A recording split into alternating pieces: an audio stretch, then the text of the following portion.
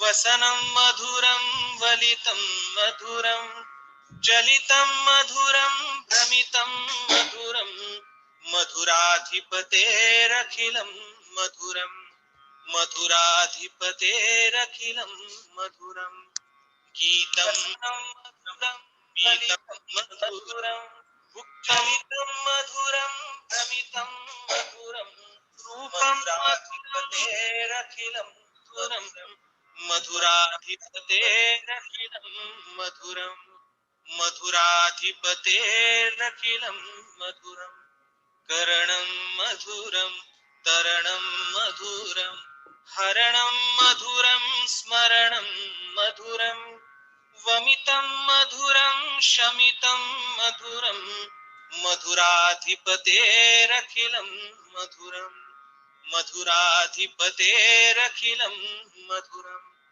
गुञ्जा मधुरा माला मधुरा यमुना मधुरा वीची मधुरा सलिलं मधुरं कमलं मधुरं मधुराधिपतेरखिलं मधुरं मधुराधिपतेरखिलं मधुरं गोपी मधुरा लीला मधुरा युक्तं मधुरं भुक्तं मधुरं दुष्टं मधुरं शिष्टं मधुरं मधुराधिपतेरखिलं मधुरं मधुराधिपतेरखिलं मधुरं गोपा मधुरा गावो मधुरा यष्टि मधुरा सृष्टिर्मधुरा दलितं मधुरं फलितं मधुरं मधुराधिपतेरखिलं मधुरं मधुराधिपतेरखिलं मधुरं मधुराधिपतेरखिलं मधुरम्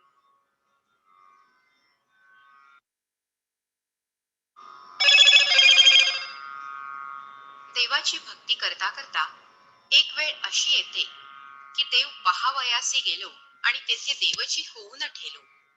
या तुकारामांच्या उक्तीप्रमाणे भक्त हाही स्वतः देव होऊन बसतो आणि मग म्हणू लागतो आत्मषटकम अर्थात निर्वाण षटक. यात असतो मी कोण आहे याचा शोध. मन, बुद्धी, अहंकार, पाप, पुण्य, राग, द्वेष, मत्सर, माता, पिता, बंधू, मित्र, गुरु किंवा शिष्य यापैकी मी कुणीच नाही, तर मी आहे सच्चिदानंद शिवस्वरूप, चिदानंद रूप, ओंकार स्वरूप. आत्मषटकम. मनोबुद्ध्यहंकार चित्तानि नाहं न च श्रोत्रजिह्वे न च घ्राणनेत्रे न च व्योमभूमिर्न तेजो न वायुश्चिदानन्दरूप शिवोऽहं शिवोऽहम् न च प्राणसंज्ञो न वै पञ्चवायु न वा सप्तधातुर्न वा पञ्चकोशः न वाक्पाणिपादौ न चोपस्थपायु चिदानन्दरूप शिवोऽहं शिवोऽहम् न मे द्वेषरागौ न मे लोभमोहौ मदो नैव मे नैव मात्सर्यभावः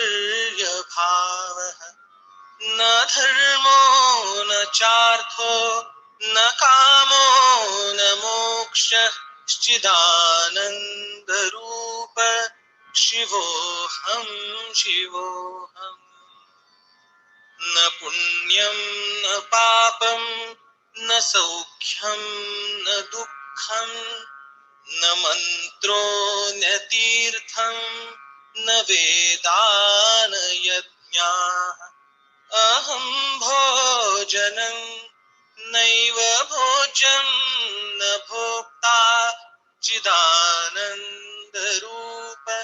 शिवोऽहं शिवोऽहम् न मे मृत्युशङ्का न मे जातिभेदः पिता नैव मे नैव माता न जन्म न बन्धुर्न मित्रं गुरुर्नैव शिष्यः चिदानन्दरूप शिवोऽहं शिवोऽहम् अहं निर्विकल्पं निराकाररूपो विभुर्व्याप्य सर्वत्र सर्वेन्द्रियाणि न चासङ्गतं नैव मुक्तिर्न ज्ञेय चिदानन्दरूप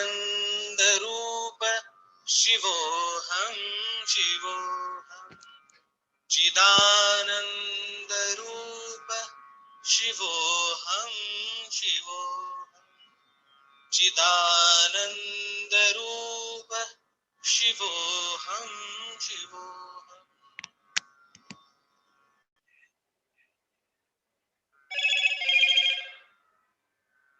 विद्यार्थी दशेत मेहनत करून आणि मन लावून केलेल्या अभ्यासाच्या पाया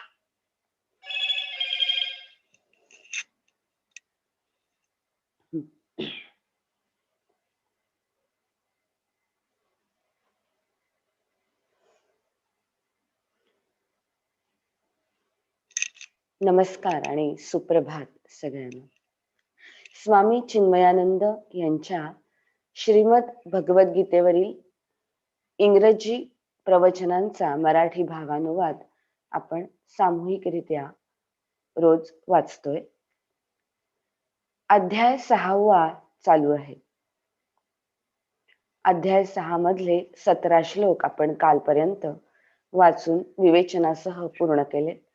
आज आपण 18व्या श्लोकापासून सुरुवात करणार आहोत. सुरुवात करूया प्रार्थनेने.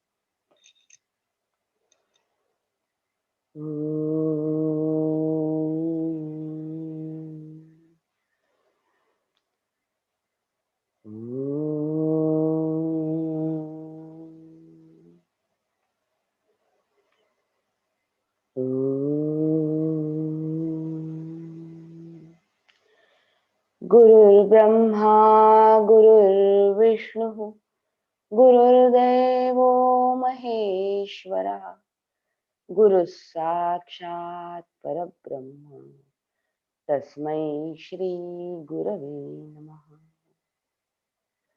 हरिः ओम. ओम श्री परमात्मने नमः. यस्य स्मरणमात्रेण जन्म संसार बंधनात् विमुच्यते. नमस्तस्मै विष्णवे प्रभविष्णवे. नमस्तमस्त भूतानां आदिभूताय भूभृते अनेक रूप रूपाय विष्णवे प्रभविष्णवे. हरिओम. श्लोक 18.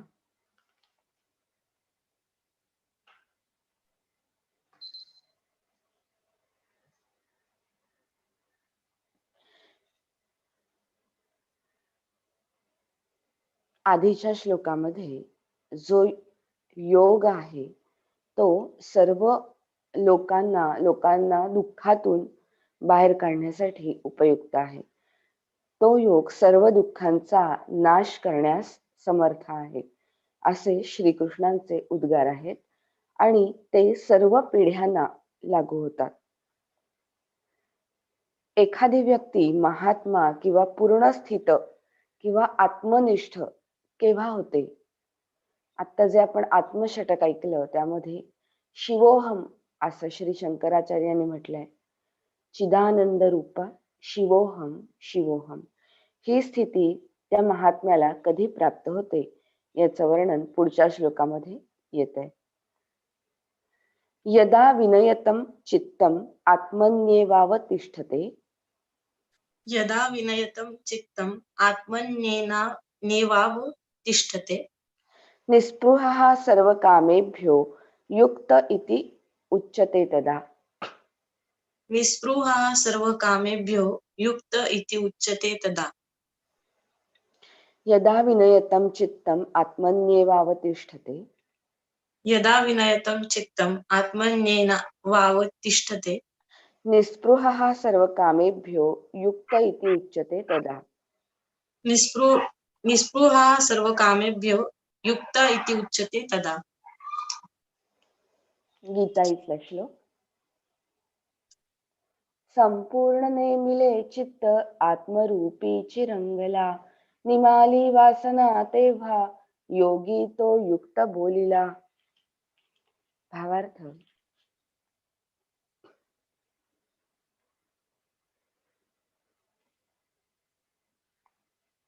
जेव्हा पूर्णपणे संयमित केलेले मन आत्म्यामध्ये स्थिर होते आणि तो साधक सर्व विषय वस्तूंबद्दलच्या सर्व इच्छा आकांक्षांपासून मुक्त होतो, तेव्हा तो योगी युक्त झाला असं म्हणतात. हा आणि पुढचे 5 श्लोक म्हणजे योगाचे फल सांगणारा प्रबंधच आहे. एक उत्कृष्ट ध्यानकर्ता जीवनात काय मिळवू शकतो आणि जगात राहत असताना आध्यात्मिक साक्षात्काराच्या कालात आणि त्यानंतर त्याचे काय अनुभव असतात हे ह्या श्लोकांमध्ये स्पष्ट केलं आहे. हा विभाग आत्मपरिपूर्णता आणि आत्मसाक्षात्कार या अवस्थांवर नुसतंच औपपत्तिक स्पष्टीकरण देऊन थांबत नाही, तर त्यात वर्णन केलेलं सत्य स्वरूप प्रत्यक्षात जगण्याची आकांक्षा बाळगणाऱ्या सर्वांच्या उत्साहाला अतिशय परिणामकारकपणे धार आणतो. ह्या श्लोकात वापरलेल्या भाषेच्या अत्यंत सूचकतेने सर्व ध्यान करणाऱ्यांना येणारे सत्याचे अत्यंत सूक्ष्म आंतरिक अनुभव अतिशय सुरेखपणे निर्देशिलेले आहेत. आतापर्यंतच्या सर्व गीतेमध्ये श्रीकृष्ण स्थिरता म्हणजे युक्त ह्या एकाच गुणाच्या आवश्यकतेवर भर देत आले आहेत. ह्या अतिशय निर्णायक संज्ञेला स्पष्ट करणारी पूर्ण आणि समग्र व्याख्या आतापर्यंत सांगितली नव्हती. भक्ती आणि योगामध्ये स्थित असणारी व्यक्ती कशी असते हे दर्शवणाऱ्या अनेक सूचना जरी अधूनमधून दिल्या गेल्या असल्या तरी इथे आपल्याला त्याची जवळजवळ एक पूर्ण व्याख्या मिळते. ह्या श्लोकाने असं ठासून सांगितलं आहे की मन जेव्हा पूर्णपणे संयमित असतं तेव्हा ते शांतपणे फक्त आत्मस्वरूपातच स्थित होऊन राहतं. ह्या वाक्याचे थोडे चिंतन केले तर त्यातील सत्य आपल्या लगेच लक्षात येईल. जे मन इंद्रिय सुखाच्या मागे उन्मत्तपणे धावत सुटतं ते अनियंत्रित मन होय. सर्व ज्ञान व सर्व अनुभव प्रकाशित करणारं चैतन्य तत्व, नित्य अधिष्ठान असं जे आत्मतत्व, त्याच्या चिंतनात मन जेव्हा ठामपणे लावावं तेव्हाच ते इंद्रिय विषयांच्या पूर्वमग्नतेपासून परावृत्त करता येतं. जसं आधीच आपल्याला सांगितलं आहे, म्हणून साहजिकच पूर्णपणे संयमित केलेलं मन म्हणजे स्थिरतेने आणि सातत्याने आत्मतत्वाच्या चिंतनात जणू हरवून गेलेलं मन होय. ह्याच श्लोकातील दुसऱ्या चरणावरील स्पष्टीकरणास पुष्टी मिळते. परमात्म तत्वावर आपलं मन कसं लावावं त्याच्या उपायांविषयी हा दुसरा चरण आपल्याला पुसट सूचना देतो. सर्व इच्छांची हाव सोडून भगवद्गीतेमध्ये सातत्याने सुचवलेलं हे ते साधन होय. दुर्दैवाने उतावीळ टीकाकार नकळत अवाजवी जोर देऊन सांगतात की सर्व इच्छांचा त्याग करणं हा हिंदू धर्माचा एक प्रधान गुण आहे. इच्छा आणि इच्छांची आकांक्षा यात जमीन आसमानाचा फरक आहे. नुसत्या इच्छा मुळात वाईट नाहीत किंवा त्या आपणास दुःखही देऊ शकत नाहीत, परंतु इच्छांच्या पाठीमागे असलेली आपली प्रमाणाबाहेरची आसक्ती हा आपल्या मनाला जडलेला कर्करोग आहे आणि तोच आपल्या मर्त्य जीवनात सर्व यातना आणतो. उदाहरणार्थ, संपत्ती मिळवण्याची इच्छा चांगली आहे, कारण तीच मन कार्यप्रवृत्त करण्यास आणि कार्यपूर्ती करण्यास, प्राप्त करण्यास आणि राखण्यास प्रोत्साहन देते.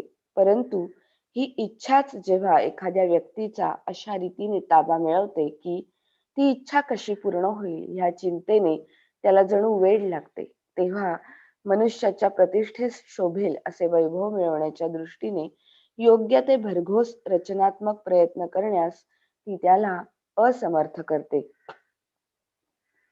कोणतीच इच्छा स्वतः आपल्या मनात वादळ निर्माण करत नाही, की जितकी इच्छेच्या पाठीमागची आसक्ती करते.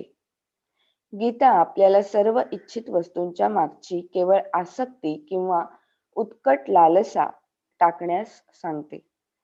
विवेकाने आणि बुद्धीने म्हणजे विचार करून इंद्रिय विषयांचे योग्य मूल्यांकन करून जेव्हा एखादी व्यक्ती इंद्रियांच्या गटारातून आपलं मन परावृत्त करून घेते, तेव्हा ती आपल्या चिंतनासाठी अधिक सूक्ष्म आणि अधिक दिव्य अशा आत्मतत्वाच्या विषयाची पकड घेते. मर्यादित आणि अनित्य असे इंद्रिय विषय मनामध्ये विक्षेप निर्माण करतात, तर अमर्याद आणि नित्य आत्मतत्व त्यामध्ये शांती आणि आनंद निर्माण करते. इंद्रियापासून परावृत्त होण्याच्या आणि आत्मस्वरूपामध्ये प्रवेश करण्याच्या ह्या मनाच्या अवस्थेला युक्त अवस्था असं म्हणतात.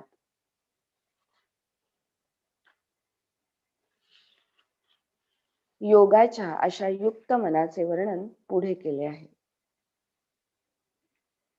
यथा दीपो निवातस्थो नेंगते सोपमा स्मृता यथा दीपो निवातस्थो नेङ्गते सोपमा स्मृता योगिनो यच्चित्तस्य युञ्जतो योगमात्मनः. योगिनो यच्चित्तस्य युञ्जतो योगम् आत्मनः. यथा दीपो निवातस्थो नेंगते सोपमा स्मृता यथा दीपो निवातस्थो नेङ्गते सोपमा स्मृता योगिनो यच्चित्तस्य युञ्जतो योगमात्मनः. योगिनो यच्चित्तस्य युञ्जतो योगम् आत्मनः. निर्वाती ठेविला दीप तेवतो एकसारखा, तसे आत्मानुसंधानी योग्याचे चित्त वर्णिती. भावार्थ, निर्वात स्थळी असलेला दिवा फडफडत नाही. हीच उपमा चित्त आवरून आत्म्यामध्ये आपला योगाभ्यास करणाऱ्या योग्याला दिली आहे. मागील श्लोकाला अतिशय समर्थपणे पूरक असा हा श्लोक आहे. विचार आवरून पूर्णपणे योगामध्ये बुडून गेलेल्या योग्याच्या मनाची अवस्था हा श्लोक स्पष्ट करून सांगतो. निर्वात स्थळी असलेला दिवा ज्याप्रमाणे फडफडत नाही, या प्रसिद्ध उपमेच्या द्वारे हे स्पष्टीकरण दिलेलं आहे. ज्योतीच्या टोकाप्रमाणे मन चंचल आणि अस्थिर असल्यामुळे हे उदाहरण इथे यथार्थ लागू पडतं. सतत वाहणाऱ्या जलप्रवाहाप्रमाणे विचार प्रत्येक क्षणी मनामध्ये येत असतात. प्रत्येक विचार नाहीसा होताना त्याच्या जागी दुसरा विचार येतो आणि ह्या सततच्या विचार विक्षेपांमुळेच मन म्हटल्या जाणाऱ्या एका स्थूल भागाची आपल्याला उमज येते. त्याचप्रमाणे ज्योतीचे टोक देखील कधीही स्थिर नसते. हे प्रयोगाने सिद्ध करता येते. परंतु त्याचे फडफडणे इतक्या जलद गतीने होत असते की त्यामुळे आपल्याला तिच्या भरीवपणाचा आणि विवक्षित आकाराचा भास होतो. ही ज्योत जेव्हा वाऱ्याच्या चंचल झुळकीपासून संरक्षित ठेवली जाते, तेव्हा ती तिच्या ऊर्ध्व गतीत स्थिर होते. त्याचप्रमाणे बदलत्या वैषयिक कामनांच्या लहरीवर फडफडत राहणारी मनाची ज्योत तेव्हा ध्यानामध्ये पकडली जाते, तेव्हा मनाला तरी सतत ब्रह्माकार वृत्तीने आत्मस्वरूपावर चिंतन करावयास लावले असले तर ती हळूहळू तेजस्वी होत जाते. थोडक्यात व्यापक आणि अनंत, नित्य आणि आनंद स्वरूप आणि सर्व विश्वाचे अधिष्ठान असणाऱ्या अशा ब्रह्मावर पुन्हा पुन्हा आणि सतत चिंतन करणं हाच आत्मयोग होय. योगम आत्मनः. अशा प्रकारे ध्यानाद्वारे मन एकाग्र झाल्यावर प्रगतीचे कोणकोणते टप्पे गाठले जातील याचं वर्णन पुढील 4 श्लोकांमध्ये केलं आहे. इथे आपण 2 मिनिटाची विश्रांती घेणार आहोत. शांततेमध्ये राहणार आहोत आत्मयोग याचं मनन करण्यासाठी.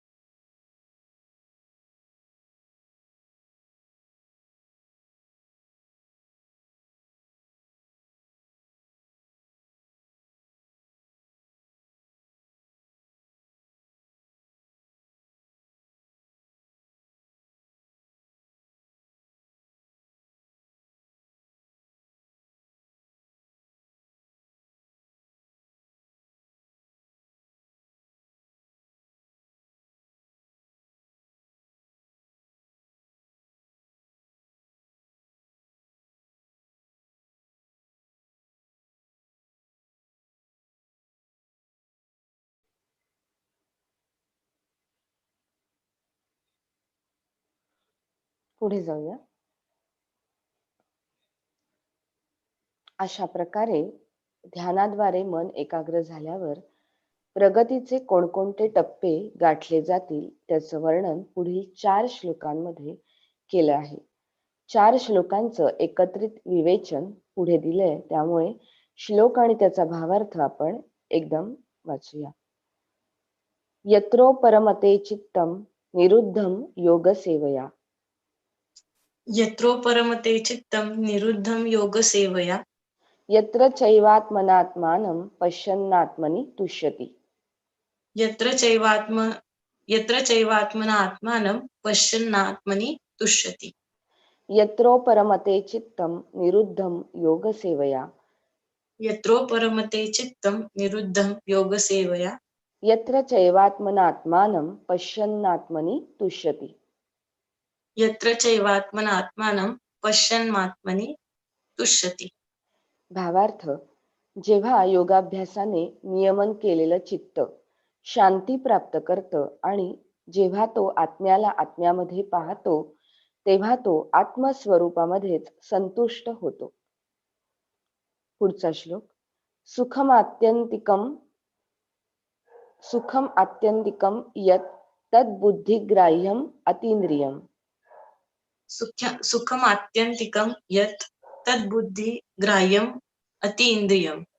वेत्ति यत्र न चैवायं स्थितश्चलति तत्त्वतः. वेत्ति यत्र न चैवायं स्थितश्चलति तत्त्वतः. सुखम आत्यंतिकम यत् तत् बुद्धिग्राह्यम अतीन्द्रियम. सुखम आत्यंतिकम यत् तत् बुद्धिग्राह्यम अतीन्द्रियम. वेत्ति यत्र न चैवायं स्थितश्चलति तत्त्वतः. वेत्ति यत्र न चैवायं स्थितश्चलति तत्त्वतः. जे इंद्रियांच्या पलीकडचं आहे आणि जे शुद्ध बुद्धीने ग्रहण करता येतं असं अनंत सुख ज्या स्थितीत हा योगी अनुभवतो त्यात स्थित झालं असता तो सत्यतत्वापासून कधीही ढळत नाही. यम लब्ध्वा चापरम लाभम मन्यते नाधिकम ततः. यम लब्ध्वा चापरम लाभम मन्यते नाधिकम ततः. यस्मिन् स्थितो न दुःखेन गुरुणापि विचाल्यते. यस्मिन् स्थितो न दुःखेन गुरुणापि विचाल्यते. यम लब्ध्वा चापरम लाभम मन्यते नाधिकम ततः. यम लब्ध्वा चापरम लाभम मन्यते नाधिकम ततः. यस्मिन् स्थितो न दुःखेन गुरुणापि विचाल्यते. यस्मिन् स्थितो न दुःखेन गुरुणापि विचाल्यते. जे प्राप्त झालं असता दुसरा कोणताही लाभ अधिक वाटत नाही आणि जिथे स्थिरावला म्हणजे मोठ्या दुःखानेही विचलित होत नाही असा. तम विद्याद दुःख संयोग वियोगम योग संज्ञितम. तम विद्याद दुःख संयोग वियोगम योग संज्ञितम. स निश्चयेन योक्तव्यो योगो निर्विण्ण चेतसा. स निश्चयेन योक्तव्यो योगो निर्विण्ण चेतसा. तम विद्याद दुःख संयोग वियोगम योग संज्ञितम. तम विद्यात दुःख संयोग वियोगम योग संज्ञितम. स निश्चयेन योक्तव्यो योगो निर्विण्ण चेतसा. स निश्चयेन योक्तव्यो योगो निर्विण्ण चेतसा. दुःखाच्या स्पर्शापासून वियोग म्हणजे योग समजावा. हा योग मन स्थिर करून निराश होऊ न देता निश्चयाने आचरावा. गीताई मधले 4 श्लोक मी वाचते मराठी. निरोधे जेथ चित्ताचा सर्व संचार संपला. जेथ भेटूनी आत्म्याते अंतरी तोषला स्वये. भोगूनी इंद्रियातीत बुद्धिगम्य महासुख. न ढळेची कधी जेथ तत्वापासून लेशही. जया लाभा पुढे लाभ दुसरा तुच्छ लेखितो. न चळे जेथ राहुनी दुःख भारेही वाटला. तयास म्हणती योग दुःखाचा जो वियोगची. जोडावा निश्चयाने तो योग उत्साह राखुनी.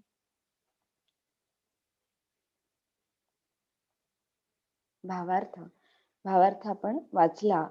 दुःखाच्या स्पर्शापासून वियोग म्हणजे योग समजावा. हा योग मन स्थिर करून निराश होऊ न देता निश्चयाने आचरावा. हे 4 श्लोक एकत्रितपणे योग या अवस्थेचे चित्र उभं करतात आणि प्रत्येकाने हा ध्यानाचा आणि आत्मोन्नतीचा योग अभ्यासावा असं जोरदार आवाहन श्रीकृष्ण मानवाला शेवटी करीत आहेत. मानवाला प्रोत्साहन मिळावं आणि त्याने हा आत्मोन्नतीचा आणि आत्मप्रभुत्वाचा उदात्त मार्ग आचरावा म्हणून ध्यानकर्त्याला प्राप्त होणाऱ्या ध्येयाचे स्पष्टीकरण भगवान इथे देत आहेत. वरील दोन्ही श्लोकात सांगितल्याप्रमाणे जेव्हा मन पूर्णपणे संयमित होतं तेव्हा त्याला एक प्रसन्न शांतता प्राप्त होते आणि त्या शांत अवस्थेत आत्मतत्व स्वतःहून काही भिन्न नव्हे तर आत्मस्वरूपच आहे असा त्यास साक्षात्कार होतो. आपण म्हणजे दुसरं काही नसून दिव्य चैतन्यत्वच आहोत असा मनाला येणारा आत्मस्वरूपाचा पुनःसाक्षात्कार ही शाश्वत आनंदाची स्थिती आहे. कारण ही आत्मस्वरूपाची जागृती फक्त तेव्हाच येऊ शकते जेव्हा व्यक्तिगत जीव त्याला मर्यादित करणाऱ्या उपाधी नष्ट करतो आणि त्यायोगे त्याच्या शरीर, मन आणि बुद्धीशी असलेल्या तादात्म्याच्या पलीकडे जातो. हा आनंद बाह्य जगांमध्ये मिळणाऱ्या वस्तुनिष्ठ अनुभवाच्या सुखाप्रमाणे नाही, परंतु हा इंद्रियांच्या पलीकडचा आहे. अतींद्रिय ह्या विशेषणात्मक शब्दावरून स्पष्टपणे दिसून येतं. सर्वसाधारणपणे बाह्य जगातील अनुभव आपण आपल्या ज्ञानेंद्रियांद्वारा मिळवित असतो. आत्मसाक्षात्कार ही आनंदाची स्थिती आहे असं जेव्हा आध्यात्मिक गुरु आपल्याला अभिवचन देतात तेव्हा ते ध्येय म्हणून स्वीकारण्याचा साधारणपणे आपल्याला मोह होतो. परंतु ते इंद्रियांच्या पलीकडचं आहे असं जेव्हा ते सांगू लागतात तेव्हा धर्माने दिलेली अभिवचनं म्हणजे निव्वळ फसवणूक आहे असं साधकांना वाटू लागतं. म्हणून आत्मसाक्षात्काराचा आनंद शुद्ध बुद्धीने जणू घेणं शक्य आहे असं या श्लोकामध्ये स्पष्टपणे आग्रहपूर्वक सांगावं लागतं. अशी शंका येणं शक्य आहे की हे सर्व जवळजवळ अतिमानवी प्रयत्न केल्यावर एखाद्या व्यक्तीला अखेर हा अतीत आनंदाचा अनुभव जेव्हा येतो तेव्हा तो उत्कट जीवनाचा दिपवणारा क्षण बहाल करील आणि नाहीसा होऊन जाईल आणि पुन्हा असा आनंदानुभव मिळवण्यासाठी पुन्हा तसेच सर्व अतिमानवी प्रयत्न करावे लागतील. हा संभाव्य गैरसमज काढून टाकण्यासाठी हा श्लोक इथे ठासून सांगत आहे की ज्यात स्थित झाला असता तो त्याच्या सत्य अवस्थेपासून कधीही ढळत नाही. गीता हे पुन्हा पुन्हा सांगते की आत्मानुभव ही कायमची अवस्था आहे की जिथून पुन्हा परत येणं नाही. एखाद्याने हा नित्य अनुभव नित्य आनंदाचा ठेवा प्राप्त केला आहे असं जरी मानलं तरी जगातील प्रत्येक प्राणीमात्राला जी दुःख स्वाभाविकपणे अनुभवाला येतात त्या दुःखाप्रत तो परत येणार नाही का? त्यानंतर प्रयत्न करावा किंवा धडपड करावी, मिळवावं किंवा साठवावं, आपण कोणावर तरी प्रेम करावं आणि आपल्यावर कोणीतरी प्रेम करावं असं इतरांना जसं तीव्रतेने वाटतं तसं त्याला वाटणार नाही का? अपूर्ण माणसाला गळवाप्रमाणे त्रास देणारे हे सर्व क्षोभ परिपूर्ण मानवाच्या बाबतीत अमान्य केले जातात. कारण पुढील श्लोक परमसत्य तत्वाचे स्वरूप असं स्पष्ट करतो की जे मिळालं असता कोणीही कोणताही दुसरा लाभ त्याच्या बरोबरीचा मानत नाही. मग त्याहून वरचढ मानणं तर दूरच राहो. ह्या सर्व स्पष्टीकरणानंतर देखील एखाद्या शंकेखोर मनुष्याला निर्माण होऊ शकेल असा प्रश्न भगवान स्वतःच उपस्थित करतात. जो अभ्यासक केवळ बौद्धिक दृष्ट्याच वेदांत समजून घेण्याचा प्रयत्न करीत आहे त्याला अशी शंका येणं अगदी स्वाभाविक आहे की तणाव आणि दुःख यांच्या क्षणात आणि दुर्दशेच्या आणि शोकाच्या काळामध्येही दिव्यतेचा हा अनुभव तसाच राखला जाऊ शकतो का? दुसऱ्या शब्दात सांगायचं तर धर्म म्हणजे केवळ श्रीमंत आणि समर्थ लोकांची चैन नव्हे का? दुबळ्या लोकांचं ते केवळ खोटं समाधान नव्हे का? पलायनवादी लोकांचा तो एक केवळ ढोंगी स्वप्न स्वर्ग नव्हे का? जीवनातील आपली दुःख, हानी, रोग, दारिद्र्य, उपासमार अशा प्रकारच्या आव्हानांमध्येही धर्म आणि त्याचं पूर्णतेचे अभिवचन अविचल राहू शकेल का? ह्या शंकेला जो आपल्या काळातही सर्वसामान्य आहे, तिला जिथे स्थिर असता व्यक्ती मोठ्या दुःखानेही विचलित होत नाही. यस्मिन स्थितो न दुःखेन गुरुणापि विचाल्यते. या साहसी विधानाने तिला निसंदिग्धपणे उत्तर दिलं आहे. सारांश. एकाग्रतेच्या द्वारे मनःशांती प्राप्त केल्यावर एखाद्याला जेव्हा आत्मस्वरूपाचा पुन्हा साक्षात्कार होतो, तेव्हा त्याला असं परिपूर्ण सुख मिळतं की जे इंद्रियाने अनुभवता येत नाही. पण तरीही शुद्ध बुद्धीच्या द्वारे ते प्रत्यक्ष जगता येतं आणि जिथे पोचलं असता तिथून परत येणं नसतं. जे मिळवलं असता मिळवण्याजोगं त्याहून अधिक मोठा लाभ असत नाही आणि जे जीवनातील मोठ्यात मोठ्या दुःखाच्या फटकाऱ्यांनाही विचलित होत नाही. असं हे अद्भुत सत्यतत्व म्हणजे आत्मस्वरूप होय, असं गीतेने निर्देशित केलं आहे. जे विवेकी, विचारी आणि आध्यात्मिक आकांक्षा असणाऱ्या सर्व लोकांचं ध्येय आहे. हे आत्मस्वरूप जाणून घ्यावयाचं आहे आणि हे ध्येय जाणून घेण्याचं साधन, त्याचप्रमाणे त्या अनुभवाची स्थिती, याला गीतेमध्ये योग असं म्हटलं आहे. या ठिकाणी आपल्याला एक अतिशय उदात्त, जणू क्रांतिकारी अशी योगाची व्याख्या आढळते. गीता म्हणजे महाभारतकालीन हिंदू समाजाच्या संदर्भात केलेले उपनिषद वचनांचे अतुलनीय पुनर्कथन कसे आहे, हे आम्ही याआधी स्पष्ट केले आहे. योग म्हणजे काहीतरी विलक्षण घटना असून त्याचे आचरण करणे आणि तिचा अनुभव घेणे सर्वसामान्य माणसाला अत्यंत कठीण आहे, हा जुना विचार पुनर्रचित करून त्याची इथे एक अधिक सहिष्णू आणि अतिव्यापक अशी नवीन व्याख्या केली आहे. योग म्हणजे जे आतापर्यंत काही थोड्या राखीव लोकांसाठी उपलब्ध असलेलं धार्मिक आत्मपरिपूर्णता गाठण्याचं असं एक साधन होतं, ते आता सर्व जनतेसाठी खुलं असं उपवन करण्यात आलं आहे, की जिथे प्रत्येक जण आपल्या मर्जीप्रमाणे स्वेच्छेने येऊ शकतो आणि आपलं मन जास्तीत जास्त रमवतो. या अर्थाने पाहिल्यास गीतेला हिंदू धर्माच्या पुनरुत्थानाचा क्रांतिकारी धर्मग्रंथ असं जे म्हटलं जातं ते योग्यच होय. अवतारी पुरुषाचा दिव्य विशेषाधिकार सोडला तरी श्रीकृष्णाच्या प्रकृती धर्मात भावना आणि स्वभाव ह्या दोन्ही दृष्टीने क्रांतिकारक उत्साहाची धडक आपणास आढळते. जेव्हा अशा तऱ्हेची दिव्य बंडखोरी घेऊन ते सांस्कृतिक आणि आध्यात्मिक क्षेत्रात शिरतात, तेव्हा त्यांनी इथे दिली आहे त्याहून अधिक अलौकिक अशी योगाची व्याख्या देता आली नसती. योग म्हणजे प्रत्येक दुःखाच्या संयोगापासून वियोगाची अवस्था. दुःख संयोग वियोगम. योग या संज्ञेचे पुनरार्थबोध म्हणजे रिइंटरप्रिटेशन, त्याची नुसती एक लक्षणीय व्याख्याच देते असं नव्हे, तर ती अशा काही विरोधाभासात्मक भाषेत मांडली आहे की त्यामुळे ती अभ्यासकांचे लक्ष वेधते आणि त्याला स्वतःला विचार करायला भाग पाडते. योग या संज्ञेचा अर्थ संपर्क. आज आहे त्या स्थितीत मानवाचा संबंध त्याच्या अपूर्णावस्थेमुळे जगातील फक्त अनित्य गोष्टींशीच येत असतो, म्हणून तो जीवनात अनित्य आनंदाची भर घालतो. मानवाच्या शरीर, मन आणि बुद्धी या उपकरणांच्या द्वारे जगातील वस्तूंशी संबंध येतो. सुखांची समाप्ती ही दुःखाची सुरुवात असते. म्हणून जड प्रकृतीच्या उपकरणांद्वारे उपभोगले जाणारे जीवन म्हणजे दुःख योग आहे, दुःख संयोग आहे. या योगापासून वियोग म्हणजे दुःख संयोगापासून वियोग म्हणजे योग, म्हणजे अर्थातच विषय वस्तूंचे क्षेत्र आणि त्यांच्या अनुभवांपासून स्वतःला बाजूला करण्याची म्हणजे वियोग करण्याची प्रक्रिया होय. जोपर्यंत आपण इंद्रिय ज्ञान आकलन करण्याची यंत्रणा, भावनेचे उपकरण आणि विचारांचे साधन यांचा उपयोग करीत आहोत, तोपर्यंत बाह्य वस्तू विषयांच्या ज्ञानापासून पूर्ण वा अंशतःही संबंध तोडणे शक्य नाही.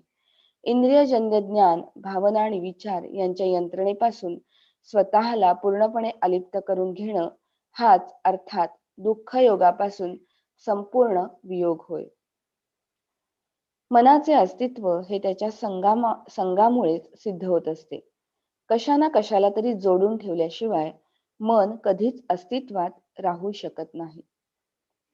एका वस्तूपासून जर त्याला अलग व्हावयाचं असलं तर दुसऱ्या कशाशी तरी ते स्वतःला जोडून घेईल तेव्हाच ते शक्य आहे. मिथ्या वस्तूंमुळे होणाऱ्या दुःखापासून मनाला अलग होण्यासाठी त्याला स्वतःला सत्य स्वरूपाच्या आनंदाशी जोडून घेतलं पाहिजे. या अर्थाने खरा योग म्हणजे सत्याचा शोध घेणं आणि त्याच्याशी टिकणारी आसक्ती प्रस्थापित करणं. तो साधकाला तेव्हाच मिळेल की जेव्हा तो दुःखाकडे जाणारी आपली बहिर्मुख वृत्ती एकदम थांबवेल आणि स्वतःमधीलच जे सत्य आणि नित्य आहे त्याच्याकडे जाण्यासाठी बुद्धी पुरस्सर बरोबर पलटी मारेल. हा विलक्षण विचार भावना इथे जी योगाची व्याख्या देतात त्यामधून अतिशय स्पष्टपणे व्यक्त झाला आहे. थोडंसं सूक्ष्म परीक्षण केल्यास आपल्याला स्पष्ट कळून येईल की योगाची अशी व्याख्या करण्यात ह्या गोपींच्या प्रियकराने हिंदू धर्मशास्त्रांच्या पारंपरिक समृद्ध असलेल्या ज्ञानभांडारात काहीही नवीन विचारधारेची भर घातलेली नाही. त्या कालापर्यंत योगाचं स्पष्टीकरण साधन म्हणून देण्यापेक्षा त्याच्यावर ध्येय म्हणून अधिक भर देण्यात येत होता. ध्येय दृष्टीने दिलेल्या ह्या अवाजवी महत्वामुळे योगाचे श्रद्धेने आचरण करणारे योगाच्या शुभदायी मांगल्यापासून भिवून दूर पळाले आणि योग हे काही थोड्यांनाच मिळू शकणारं गुप्त वरदान उरलं. प्रामाणिक साधक सुद्धा अशा प्रकारे आपल्या या धर्माला घाबरून गेले होते आणि अर्जुन हा त्यांच्याच पैकी एक होता. आपल्या या धर्माच्या बैठकीवर येण्यास आणि तिथे विहार करण्यास अर्जुनाला प्रवृत्त करणं हे धर्म प्रसाराचं काम श्रीकृष्णांना गीतेमध्ये अंगीकारावं लागलं. योग म्हणजे दुसरं काहीही नसून दुःखाशी असलेला आपला संबंध सोडून देणं आणि आपल्या सत्य स्वरूपाच्या आनंदाच्या साम्राज्यात प्रत्यक्ष प्रवेश घेणं हे अर्जुनाला स्पष्ट करून सांगण्याशिवाय अधिक चांगल्या प्रकारे ते कार्य श्रीकृष्णांमधील धर्मप्रचारक करू शकला नसता. या अर्थाने जेव्हा योगाच्या या व्याख्येचा आपण विचार करतो तेव्हा ती व्याख्या जितकी विख्यात व्हावयास हवी होती तितकी झाली नाही. याचे खरोखरीच आश्चर्य वाटते. जर गीतेच्या अभ्यासकांना ह्या अद्वितीय स्पष्टीकरणाचे अपरंपार महत्व कळले असते तर उत्साही आणि निश्चयी मनाने ह्याचं आचरण करावं असं श्रीकृष्ण आग्रहाने ठामपणे सांगत आहेत. ठाम निश्चयाने निराश न पावणाऱ्या अंतःकरणाने आचरण करणे हे ध्यानाभ्यासामध्ये अत्युच्च यश मिळवण्याचे अगदी साधे रहस्य आहे. कारण मिथ्यापासून यशस्वी वियोगाच्या द्वारेच योग साधला जातो. शेकोटीच्या अगदी जवळ बसण्याने जर फार असह्य ऊब वाटत असेल तर विस्तवापासून दूर जाणं म्हणजेच शीतल आणि आरामदायी वातावरणाच्या मिठीत सामावणं होय. अनित्य वस्तूंमध्ये राहणं आणि त्यांच्या मर्यादित आनंद उपभोगणं म्हणजे जर दुःख असेल तर त्यांच्यापासून बाजूला होणं म्हणजेच आनंदाच्या साम्राज्यात की जे आत्मतत्व त्याच्यात प्रवेश करणं होय. तोच योग. इथे आपण 2 मिनिटं मननासाठी थांबणार आहोत.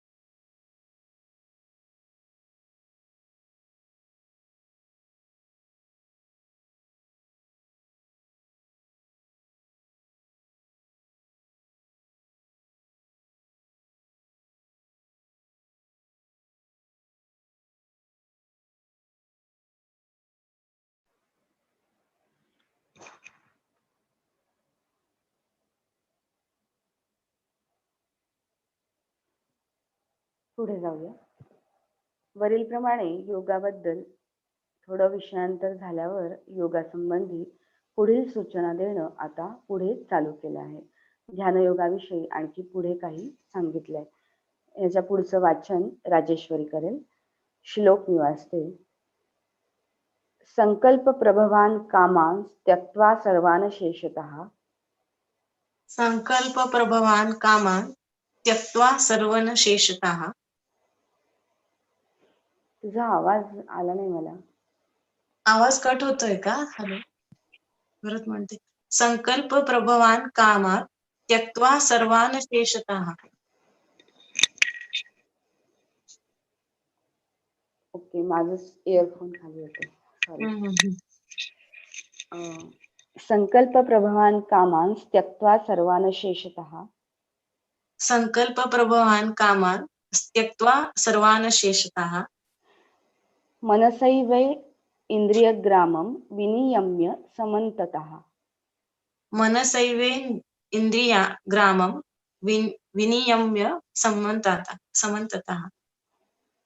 संकल्प प्रभवान कामान् त्यक्त्वा सर्वान् शेषतः. संकल्प प्रभवान कामान त्यक्त्वा सर्वान शेषतः. मनसैव इंद्रियग्रामं विनियम्य समन्ततः. मनसैवे इंद्रियग्रामं विनियम्य समन्ततः. संकल्पी उठिले सारे काम निशेष सोडुनी, इंद्रिये ही मनानेची ओढुनी विषयातुनी. भावार्थ, संकल्पनातून उद्भवणाऱ्या इच्छा पूर्णपणे टाकून देऊन व इंद्रिय समूहाचे सर्व बाजूनी मनाने पूर्णपणे नियमन करून शनैः शनैः अरूपरम बुद्धया धृतिगृहीतया. शनैः अरूपम बुद्धया धृतिगृहीतया. आत्मसंस्थं मनः कृत्वा न किंचिदपि चिन्तयेत्. आत्मसंस्थं मनः कृत्वा न किंचिदपि चिन्तयेत्. शनैः शनैः अरूपरम उद्बुद्धया धृतिगृहीतया. शनैः अनुपरम बुद्धया धृतिगृहीतया. आत्मसंस्थं मनः कृत्वा न किंचिदपि चिन्तयेत्. आत्मसंस्थं मनः कृत्वा न किंचिदपि चिन्तयेत्. धरुनी धीर बुद्धीने निवर्तावे हळूहळू, आत्म्यात मन रोवूनी काही चिंतू नये स्वये. भावार्थ, माझी आज थोडी रेंज कमी आहे. जर मध्ये आवाज कट झाला तर मला सांग. भावार्थ, बुद्धीला स्थिर ठेवून हळूहळू त्याने शांती मिळवावी व मनाला आत्मस्वरूपामध्ये स्थित करून त्याने दुसरा कसलाही विचार करू नये. ज्यामध्ये एकाग्रतेच्या अभ्यासाने मन स्वतःला पूर्णपणे संयमित करून घेते, अशी स्थिती हे योगाचे पूर्ण ध्येय आहे, असे मागील विभागात दर्शविले होते. त्यानंतर ध्यानाच्या या स्थितीत एखाद्याला ज्या आनंदाची व परिपूर्णतेची ओळख होईल त्याचे उत्कृष्ट शब्दचित्र आपल्याला दिलेले आहे. जाणीवपूर्वक आध्यात्मिक साधनेच्या द्वारे पूर्ण आत्मसंयमन करून हे पूर्ण मानसिक संतुलन एखाद्या दक्ष साधकाला कसे प्राप्त करून घेता येईल याविषयी सविस्तर सूचना दिल्याशिवाय ह्या तात्विक विवेचनाला काहीच व्यावहारिक मूल्य असत नाही. ह्या 2 ओजस्वी श्लोकांमध्ये ध्यानाची सूक्ष्म कला उलगडून सांगितली आहे. मन एकाग्रतेप्रत कसे आणावे ह्याचे पवित्र रहस्य आणि त्यानंतर एकाग्रतेत असलेल्या मनाचे आपण काय करावे, सत्याकडे जाणारी वाट आपण कशी चालावी व हेतुपुरस्सर व जाणीवपूर्वक तेच होण्याच्या प्रयत्नात अखेर त्याचा साक्षात्कार कसा करून घ्यावा, हे सर्व ह्या 2 अर्थपूर्ण श्लोकांमध्ये सविस्तरपणे दाखवून दिले आहे. सर्व इच्छा मनाने पूर्णपणे टाकून देऊन सर्व इंद्रियांना त्यांच्या विषय वस्तूपासून आवरून घ्यावे. येथे प्रत्येक शब्दावर भाष्याची जरुरी आहे, कारण त्यातील शेवटी संपूर्ण यशाची ग्वाही देणारी महत्वाची सूचना प्रत्येक वाक्यांशात दिलेली आहे. सर्व कामनांचा त्याग करणे एवढेच पुरेसे नाही, तर प्रत्येक कामना समूळ उपटून टाकली पाहिजे. ह्या 2 संज्ञा ध्यानाच्या उच्च अवस्थेत आपल्या मानसिक समतोलाची स्थिती कशी असेल याविषयी साधकांच्या मनात शंकेचा लवलेशही ठेवत नाही. योगामध्ये ही पूर्णता मिळवण्याची इच्छा देखील अंती संपूर्णपणे टाकून द्यावयाची असा अशेषतः या संज्ञेचा अर्थ आहे. योगामध्ये ही पूर्णता मिळवण्याची इच्छा देखील अंती संपूर्णपणे टाकून द्यावयाची असा अशेषतः या संज्ञेचा अर्थ आहे. कामनांचा त्याग येथे उपदेशिलेला आहे. तो आवश्यक व महत्वाचा असा गुणविशेष आहे. परंतु दुर्दैवाने हिंदू धर्मातील निर्बुद्ध लोक या महत्वाच्या गुणविशेषाकडे दुर्लक्ष करीत होते आणि त्या योगे आपला पवित्र धर्मही जणू काही संपादन करण्याची महत्वाकांक्षा न बाळगणारा किंवा काहीही सिद्धीस न नेण्याची इच्छा नसणारा आणि आळशीपणाचे जीवित जगण्याची शिफारस करणारा असा विपर्यास करत होते. कोणत्या इच्छा समग्रतेने व परिपूर्णतेने टाकून द्यावयाच्या आहेत त्याचे निदर्शन करणारी संकल्पातून उद्भवलेले म्हणजे संकल्प प्रभवान ही संज्ञा अतिशय महत्वाची आहे. संकल्प या संज्ञेचे स्पष्टीकरण आधीच केलेले आहे व या संदर्भात आपल्या लक्षात येईल की अशा तऱ्हेच्या विक्षेप निर्माण करणाऱ्या कामनांचा त्याग करणे येथे अभिप्रेत आहे. एकदा का विक्षेप निर्माण करणाऱ्या वासनांचा त्याग साध्य केला की त्या बेलगाम इंद्रिय अश्वांना प्रथमतः माणसाळण्यास आणि अधिक संयमाखाली काम आणण्यास आणि लगेच सर्व ज्ञानेंद्रियांना सर्व विषय वस्तूंपासून सर्व बाजूने काबूत ठेवण्यास त्या व्यक्तीच्या मनास शक्ती आणि ताकद प्राप्त होते. शास्त्रीय दृष्ट्या आपल्याच मिथ्या कामनांनी निर्माण केलेल्या कायमच्या विक्षेपांनी मन दुबळे व पूर्णपणे असमर्थ झाल्यामुळे आपण आपल्या ज्ञानेंद्रियांवर ताबा ठेवू शकत नाही. शास्त्रीय दृष्ट्या ही गोष्ट अगदी खरी आहे की इच्छांवर ताबा मिळवल्यामुळे एक मन एकदा का प्रबल झाले म्हणजे इंद्रियांना सर्व बाजूंनी आवरून धरण्यासाठी त्याला आपल्यामध्ये सर्व शक्ती व क्षमता असल्याचे आढळून येते. मनाला शांत करण्याची ही प्रक्रिया काही घाई गडबडीने वा काल्पनिक रीतीने वा एखाद्या विचित्र व गूढ पद्धतीने प्राप्त होण्यासारखी नाही.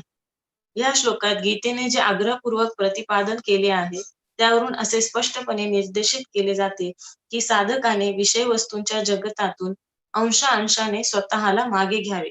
हळूहळू शैनेहे मनास अधिकाधिक शांत चित्तता प्राप्त होत जाते. ज्ञानेंद्रिये जेव्हा आपापल्या विषयांकडे अतिरेकी धाव थांबवतात तेव्हा मनाला काही प्रमाणात शांतता लाभते यात शंकाच नाही. या श्लोकात आंतरिक शांती तीव्र करण्याच्या पद्धती सांगितलेल्या आहेत. धीराने बुद्धीच्या जोरावर मनाला नियंत्रित करावयाचे आहे आणि आत्मस्वरूपाच्या चिंतनामध्ये स्थिर करावयाचे आहे. हा उपदेश प्रत्येक साधकाच्या दृष्टीने अत्यंत महत्वाचा आहे आणि ध्यानामध्ये मनानेच इंद्रिय विषयांपासून स्वतःला पूर्णपणे निवृत्त करून घेतल्यावर तो उपदेश ध्यानकर्त्यासाठी ध्यानाची पुढील पायरी सांगतो. ध्यानावस्थेमध्येच विषय वस्तूंच्या जगताला संपूर्णपणे नाकारणे शक्य नसते. ध्यानकर्त्यामधील अधिक सूक्ष्म कोश जी बुद्धी तिने मनाला नियंत्रित करावयाचे आहे. ज्याप्रमाणे ज्ञानेंद्रियांना मनाने संयमित केले होते त्याचप्रमाणे मनाला सत्सद विवेक बुद्धीने संयमित करायचे आहे आणि परिपूर्ण ताब्यात आणावयाचे आहे. केवळ एकाच विचाराच्या चिंतनात मन लावल्याशिवाय ते संयमित होऊ शकत नाही. मन म्हणजे केवळ विचारांचा प्रवाह आहे हे आपण पाहिले आहे आणि म्हणून आत्मस्वरूपाच्या सतत विचार करणे ह्याच एका उपायाने मन हे बुद्धीने नियंत्रित केले जाते. आत्मस्वरूपाच्या स्थिर चिंतनामध्ये जे मन घडून गेले आहे तेच निश्चल होते आणि एका दिव्य शांतीने त्याचे अंतरंग व्यापून जाते. हा प्रवासाचा जणू शेवटचा टप्पा आहे की जेथे हेतुपुरस्सर व जाणीवपूर्वक केलेले प्रयत्नच कोणाही साधकाला नेऊ शकतात.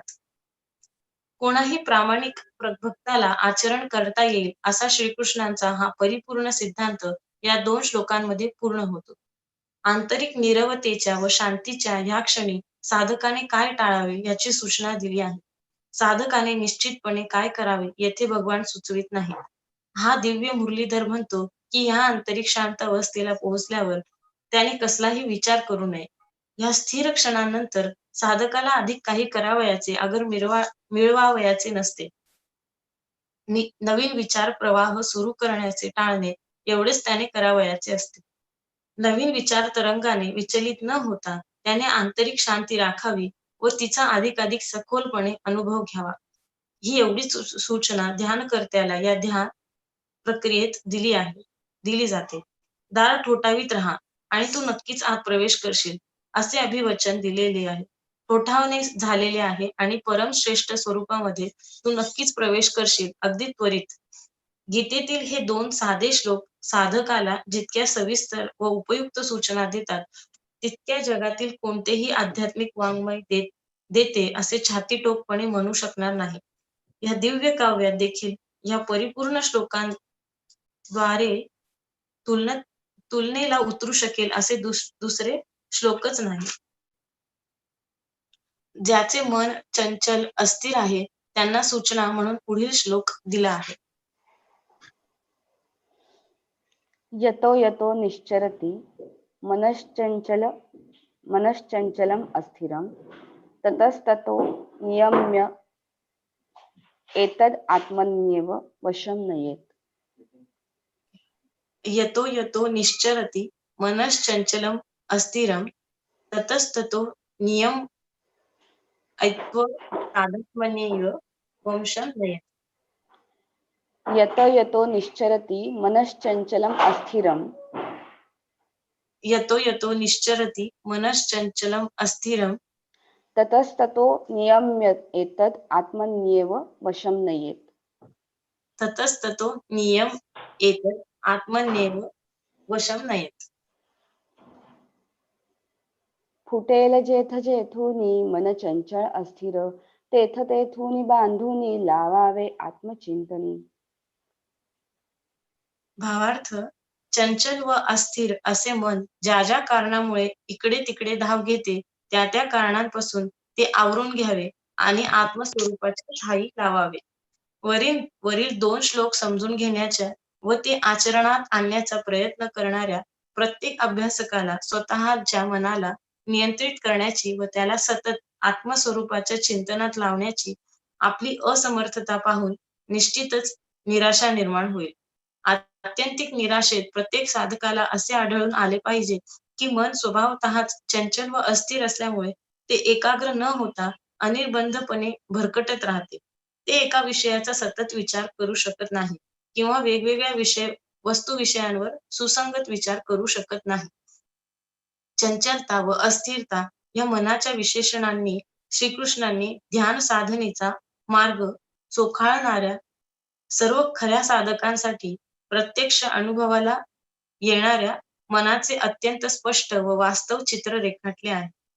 हे 2 शब्द प्रयोग इतके परिणामकारक आहेत की पुढे आपल्या शंका शब्दरूपाने मांडताना स्वाभाविकपणे अर्जुन स्वतः तेच शब्द अगदी सहजपणे वापरतो असे आपल्याला दिसून येईल. अशा प्रकारे ध्यानाभ्यास करीत असताना साधकाने जरी त्याची ज्ञानेंद्रिये मोठ्या प्रमाणात नियंत्रित केली असली तरी पूर्व अनुभवांच्या स्मृतीमुळे मन चावळले जाते व आपापल्या इंद्रिय विषयांच्या मागे भरकटत राहते. हे क्षण साधकाला विषण्णता व निराशा आणणारे असतात. मनाचे हे भरकटणे अनेक कारणांमुळे असू शकते. गतकाळाची स्मृती, मोह घालवणाऱ्या कोणत्या तरी वस्तूचे नजीकचे अस्तित्व, भावनांचा सहयोग, राग वा द्वेष किंवा कदाचित साधकाची आध्यात्मिक आकांक्षा देखील भगवान श्रीकृष्णांनी येथील सूचना अगदी निश्चयात्मक व सर्वसमावेशक दिल्या आहेत. ते म्हणतात, चंचल व अस्थिर मन कोणत्याही कारणांमुळे भरकटत असू दे, त्यामुळे साधकाने निराश होऊन जाऊ नये. उलट असे समजावे की भरकटणे हा मनाचा स्वभावच आहे आणि हे भरकटणे थांबवण्यासाठी ध्यान हेच साधन आहे. त्याने ते परावृत्त करावे. भिन्न भिन्न वृत्ती प्रवाहांमध्ये स्वतःच ठरविल्याप्रमाणे जणू बाहेर धाव गेले आहे अशा मनाला परत मागे आणावे असा साधकाला उपदेश केला आहे. अशा प्रकारे मनाला परावृत्त करणे हे काही प्रमाणात नुसते इच्छाशक्तीच्या जोरावर होऊ शकेलही, परंतु अंतःकरणात पोहोचता क्षणीच ते पुन्हा दुसऱ्याच एखाद्या विक्षिप्त विचाराच्या दिशेने धावू लागेल आणि तसे लागतेही. मन म्हणजे विचारांचा प्रवाह आहे हे क्वचितच साधकांच्या लक्षात येते. स्थिर निश्चल मन म्हणजे मनच नव्हे, आणि म्हणून ध्यान साधनेत मनाला जेव्हा इंद्रिय विषयांपासून परावृत्त केले जाते, तत्क्षणीच साधकाने जाणीवपूर्वक प्रयत्नांनी ते आत्मस्वरूपाच्या चिंतनात लावून परावृत्तीच्या प्रक्रियेला जोड द्यावयाची असते.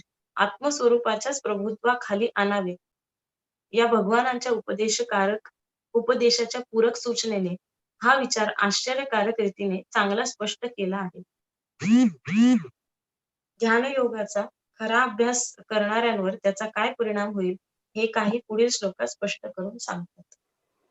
आजच्या वाचनातला आता आपण शेवटचा श्लोक वाचणार आहोत. ध्यानयोगाचा खरा अभ्यास करणाऱ्यांवर त्याचा काय परिणाम होतो हे या श्लोकात सांगितलंय. प्रशांत मनसम ह्येन योगिनम सुखम उत्तमम. प्रशांत मनसम येन योगिनम सुखम उत्तमम. उपैति शांत रजसम ब्रह्मभूतम अकल्मषम. उपैति शांत रजसम ब्रह्मभूतम अकल्षम. प्रशांत मनसम ह्येन योगिनम सुखम उत्तमम. प्रशांत मनसम ह्येन योगिनम सुखम उत्तमम. उपैति शांत रजसम ब्रह्मभूतम अकल्मषम. उपैति शांत रजसम ब्रह्मभूतम अकल्षम. विकारांसह तेजाचे शमले मन निर्मळ. झाला ब्रह्मचितो योगी पावला सुख उत्तम. भावार्थ, ज्याचं मन पूर्णपणे शांत झालं आहे, ज्याच्या वासना शमल्या आहेत, जो पापरहित झाला आहे, जो ब्रह्मस्वरूप झाला आहे, अशा योग्यालाच खरोखरी उत्तम सुख प्राप्त होते.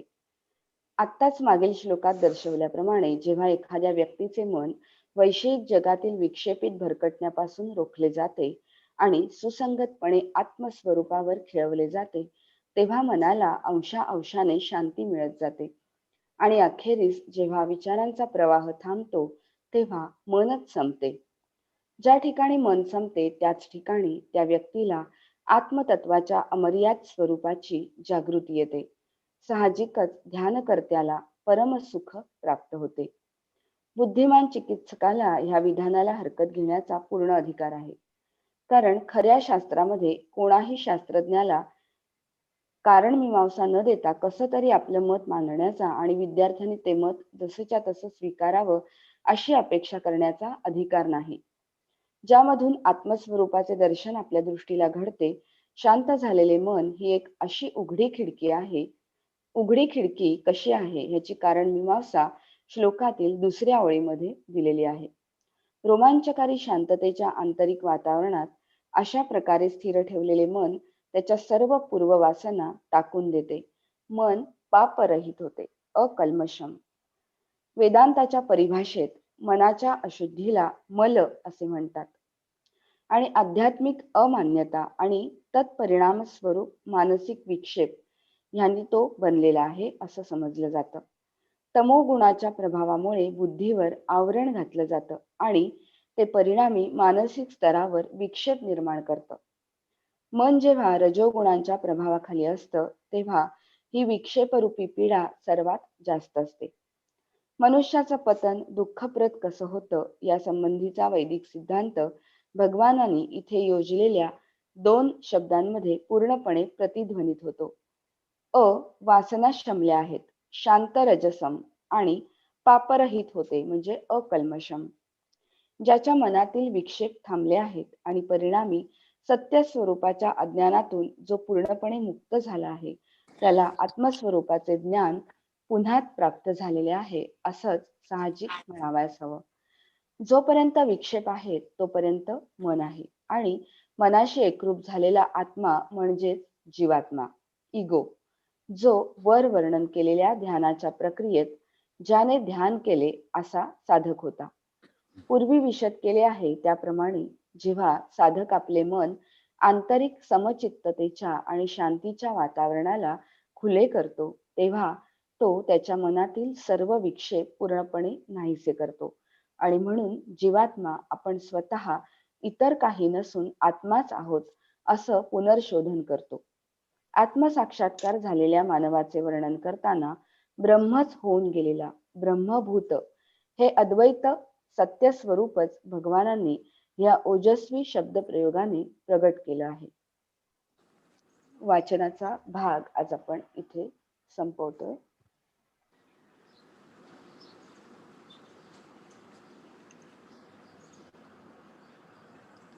ध्यानयोग किंवा आत्मयोग याबद्दल कोणाला काही शेअर करायचं असेल किंवा प्रश्न विचारायचे असतील तर तुम्ही विचारू शकता.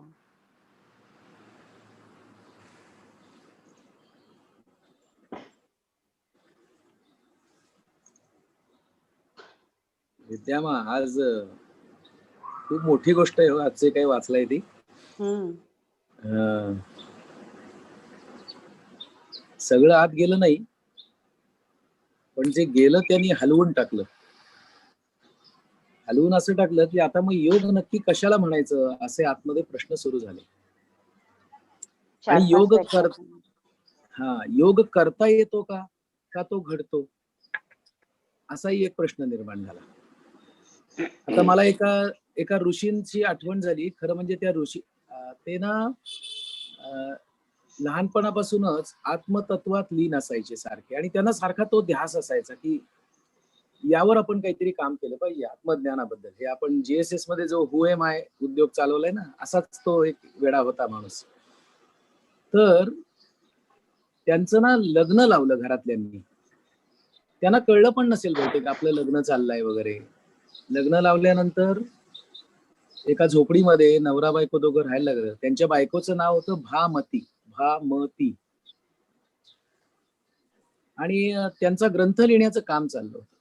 18 वर्ष लग्नानंतर 18 वर्ष तो माणूस ग्रंथ लिहायचा, आणि त्याच्याकरता लागणारं जेवण, त्याला तो समई लागायची, दिवा लागायचा, कारण रात्री पहाटे उठून सगळं करायचं, घर स्वच्छ ठेवायचं, घरातली सगळी कार्य करायची.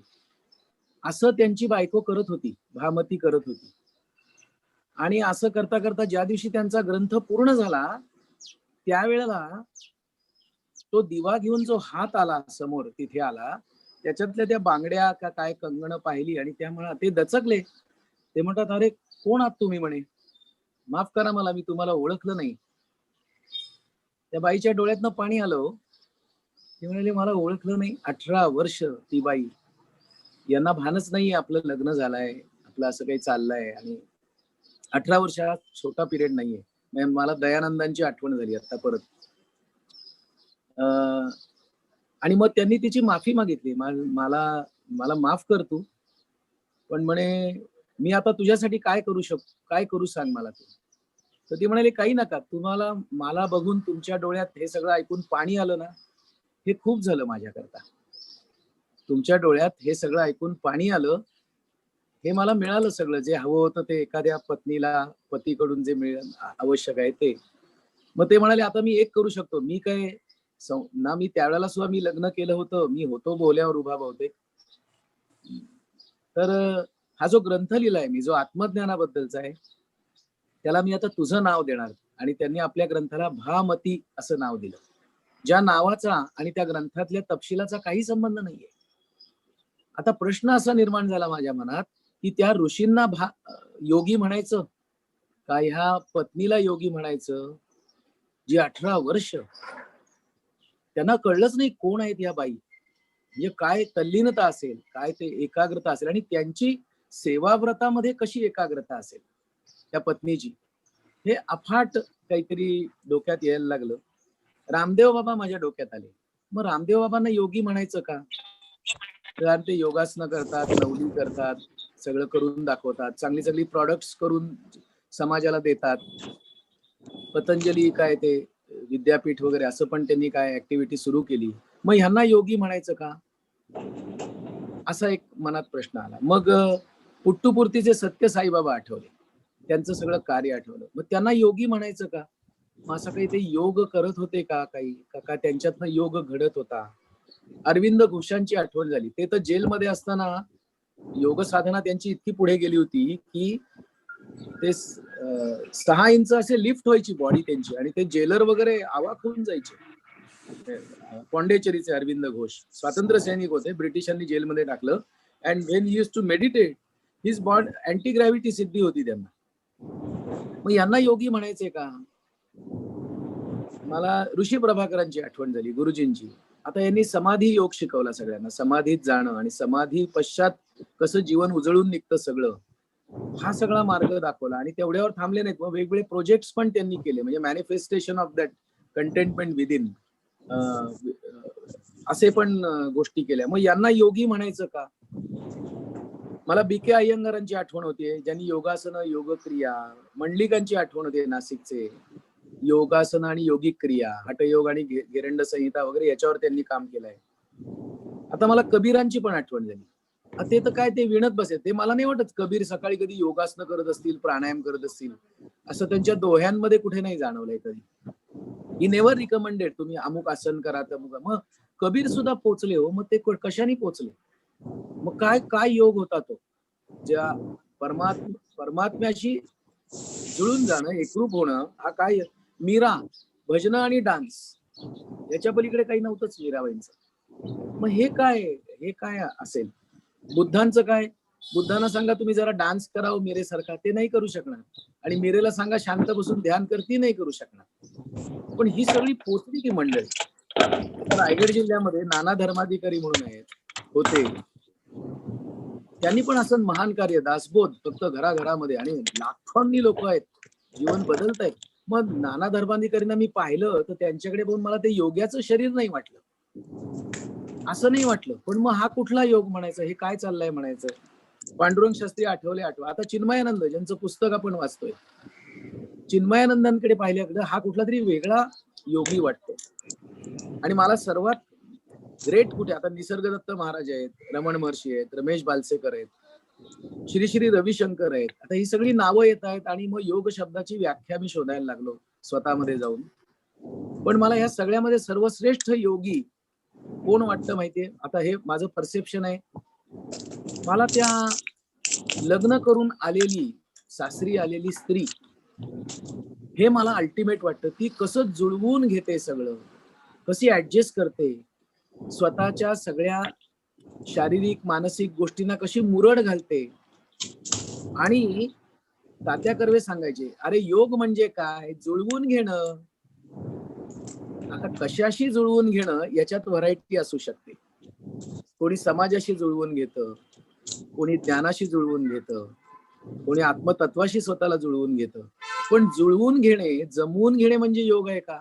आणि ती जर व्याख्या असेल तर भारतीय परंपरेतल्या स्त्रिया की ज्या स्वतःचं सगळं सोडून, नाव पण सोडायची वेळ येते, म्हणजे त्यांना यतीच म्हणावं लागेल. They don't have original identity with them. नाव बदलायचं, आडनाव बदलायचं, वडिलांचं नाव बदलायचं, आणि या नवीन घरात स्वतःच्या इच्छा बाजूला ठेवून, स्वतःच्या आकांक्षा बाजूला ठेवून त्या घराच्या कल्याणार्थ जीवन राबवायचं. काय म्हणजे मला भारतीय परंपरेतील स्त्रिया, म्हणजे अशा प्रकारे जर कुठली स्त्री जगत असेल ना, तर यांना याहून मोठे योगी कोणी असतील असं अर्थात हे माझं पाहणं आहे. हे काय बरोबर आहे असं मला नाही म्हणायचं, पण असा मनात विचार आला की केवढा हा ग्रेटनेस आहे.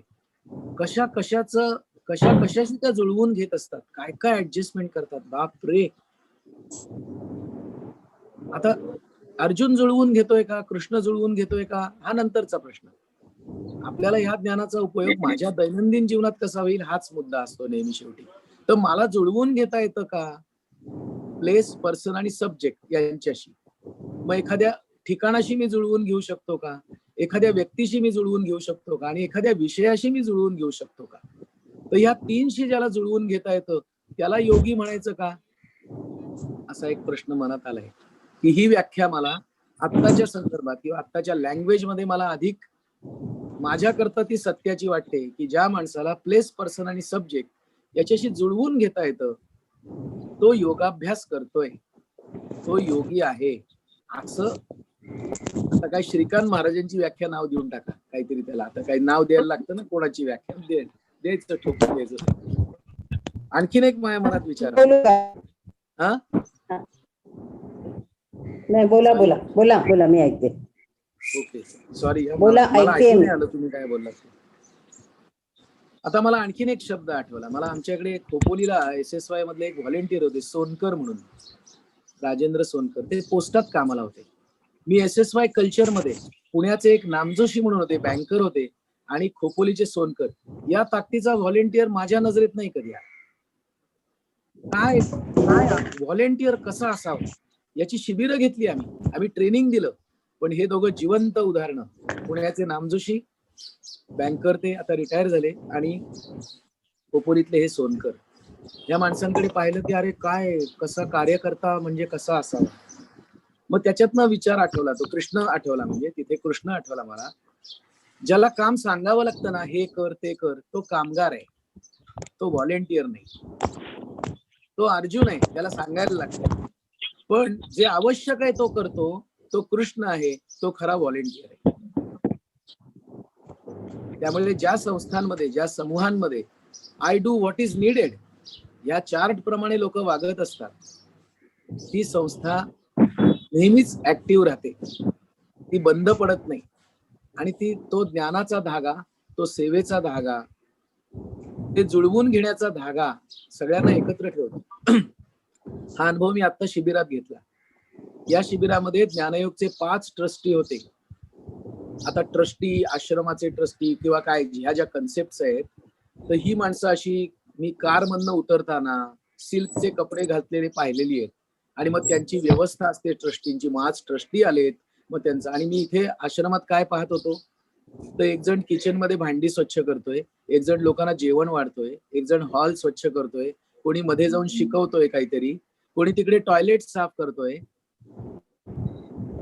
बघा, काहीतरी वेगळं तुम्हाला जाणवत असेल यातनं. अशी मोलाची माणसं जीवनात येणं हा योग आहे का?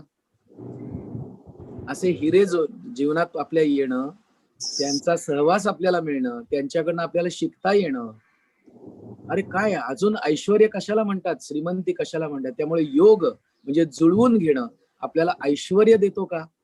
आणि देत असेल तर ती 7ही ऐश्वर्य मिळत असतील. आता जेव्हा सप्त ऐश्वर्य आणि योग शब्दाचा एकत्र विचार करतो, तेव्हा लक्षात येतं, जर तुम्हाला शारीरिक ऐश्वर्य हवं असेल तर रामदेव बाबा, मंडलिक किंवा BK अय्यंगार हे इथे योग गुरु ठरतात. तुम्हाला मानसिक ऐश्वर्य हवं असेल तर ध्यान, धारणा इत्यादी शिकवणारी लोक ही आपल्याला योग गुरु म्हणून जीवनात.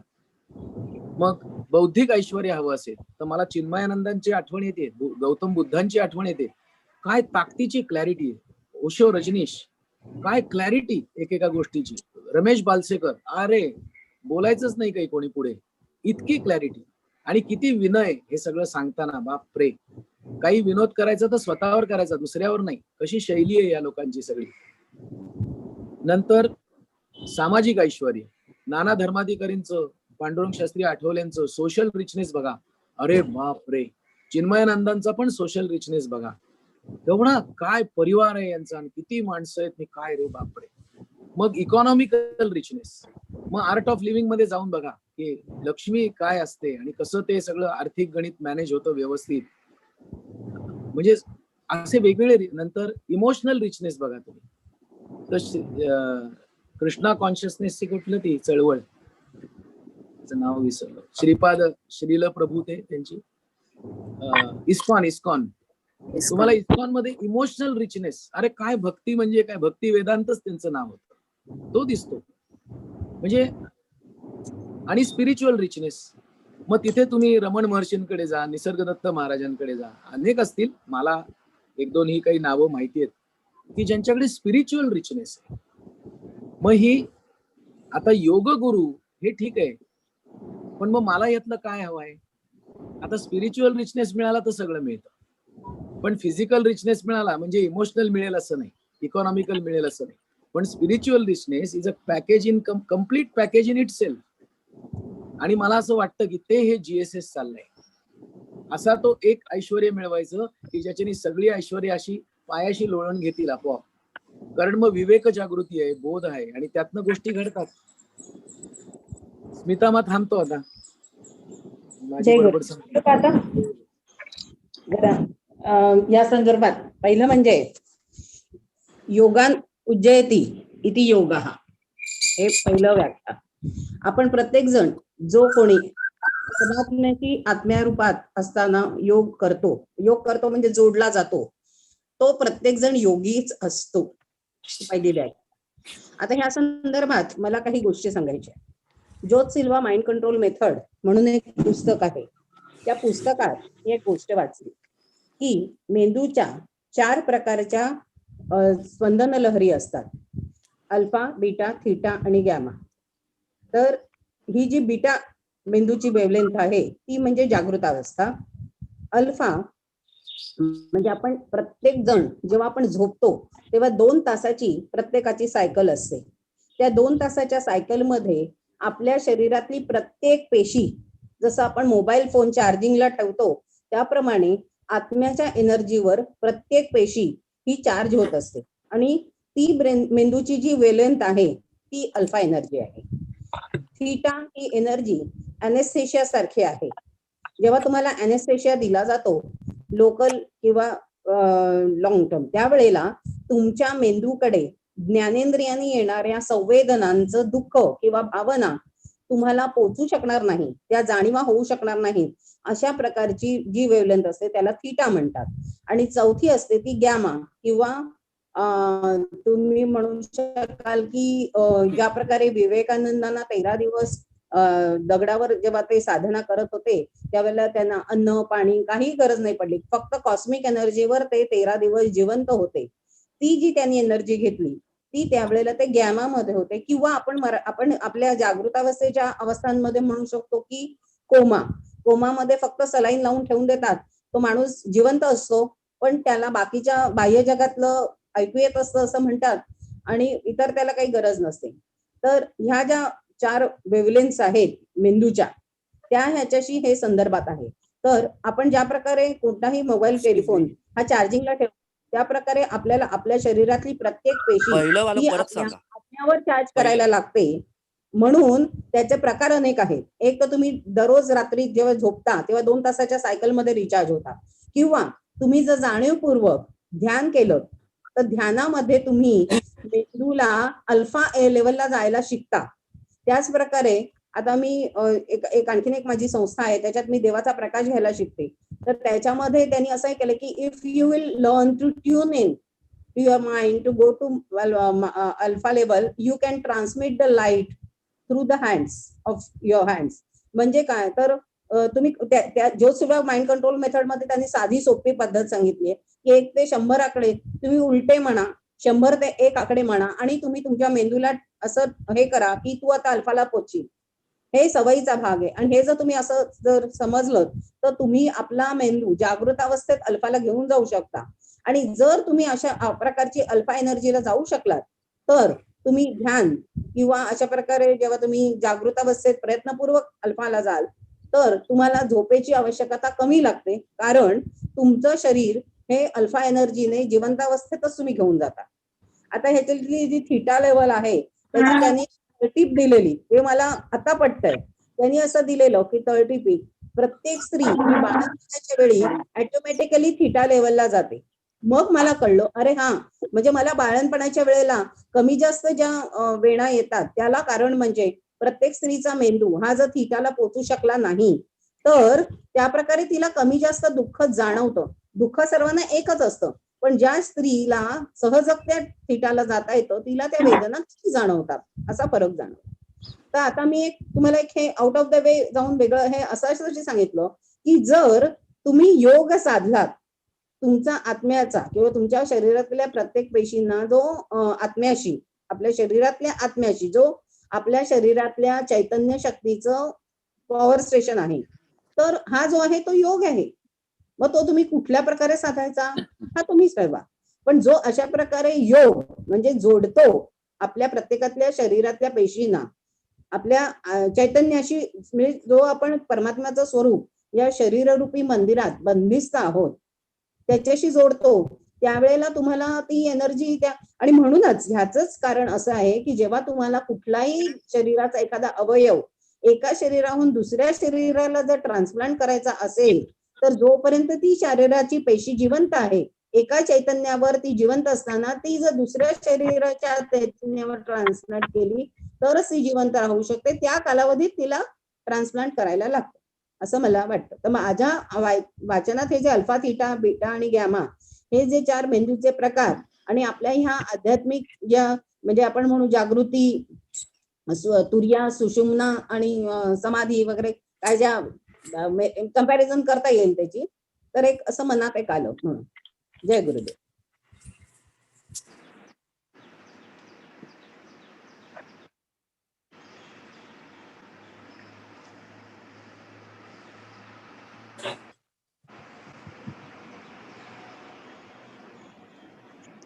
सो एनी जय क्वेश्चन?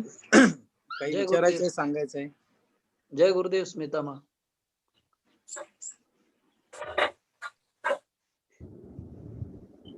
जय गुरुदेव स्मिता मा.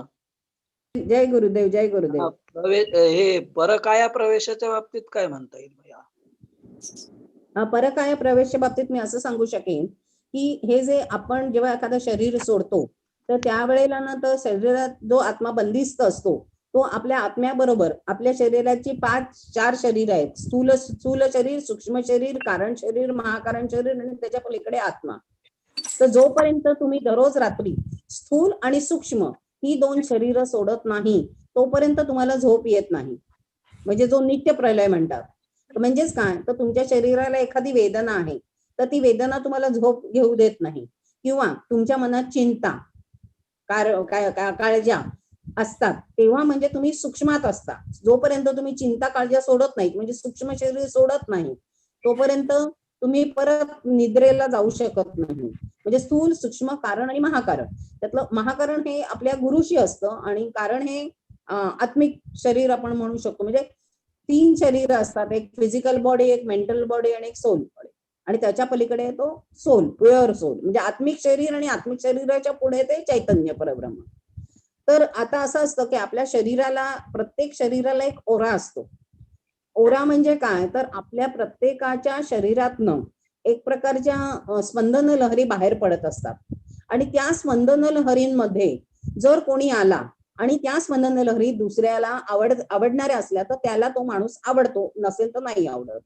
पण हा जो आपला ऑरा असतो याला जर कुठे क्रॅक गेला, क्रॅक म्हणजे लिटरली क्रॅक, म्हणजे आपण आपलं जे अभेद्य, जे आपल्या प्रत्येकाच्या शरीराभोवती एक वलय असतं, म्हणजे आपण चित्रात बघतो ते काही उगाच नाही, प्रत्येक देवाच्या पाठीमागे एक किरण वलय दाखवलेलं असतं. तर तशा प्रकारे जर त्याला क्रॅक गेला तर आपल्याला जरी दिसत नसले तरी आपल्या आजूबाजूला अनेक प्रकारचे जे आत्मे असतात ते फिरत असतात, की ज्यांना सद्गती लाभत नाही. प्रत्येक माणूस मेल्यानंतर त्याला ह्या जन्मातल्या सगळ्या आठवणी विसरण्यासाठी देव कालावधी देतो. नाही तर एक जन्म गेल्यानंतर पुढच्या जन्मात मला जर मागच्या जन्माचा नवरा आणि बायको आठवायला लागली तर खूप गोंधळ होईल. असं घटना घडतात, लोकांना आठवतात हे मागच्या काय जन्माचं आत्मानुभूती, जन्म आत्मानुभव काय म्हणायचं याला स्मितामा?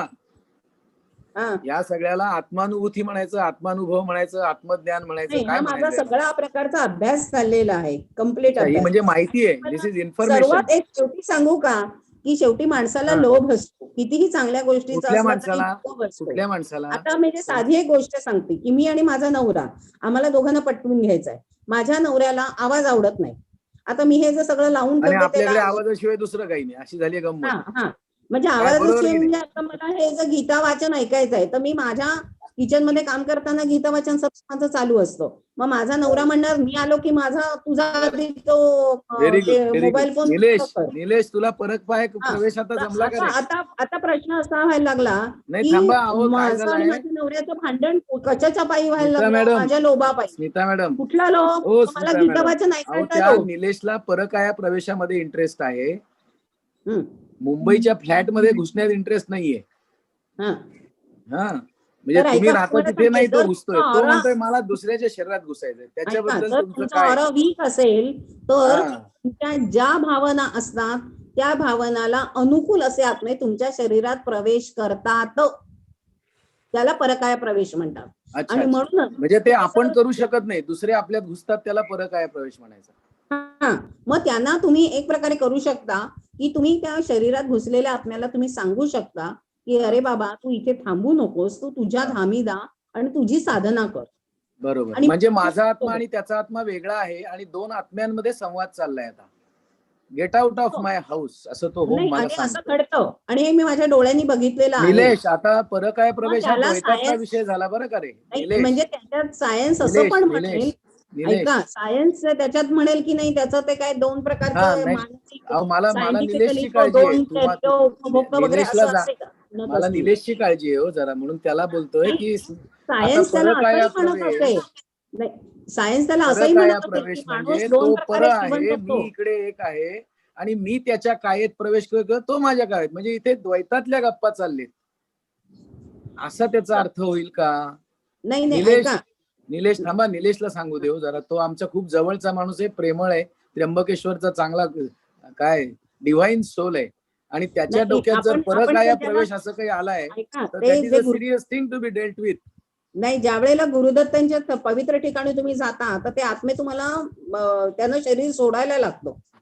आणि आमच्या महिकारीमध्ये पण मी बघितलेलं आहे की एखाद्याने मी ठीक आहे, लाईट जरा देते थांबा, त्यावेळेला ते आत्मे जरा थांबा बोलतात. स्मिता मॅडम, जरा थांबा, मला निलेशशी बोलायचंय, महत्वाचं आहे. ओके. निलेश, तुझ्या मनात काय आहे रे? परकाया प्रवेश हा प्रश्न आलाय. नाही गुरुजी, एक वाचण्यात आलं मला फक्त, हा जस्ट त्यांनी ते बीटा गामा हे सगळ्या गोष्टी सांगितल्या ना, तर हा. त्याच्यावरती मला फक्त असं वाटलं की वय विचारून बघावं काय हा असं. हा ठीक आहे, म्हणजे असं परकाया प्रवेश करावा वगैरे नाही ना इच्छा नाही झाली? नाही नाही. मग ठीक आहे, मग तू आनंदात राहा, काही प्रॉब्लेम नाही. स्मिता मॅडम बोला बिंदास, काही प्रॉब्लेम नाही. Nilesh is in safe zone.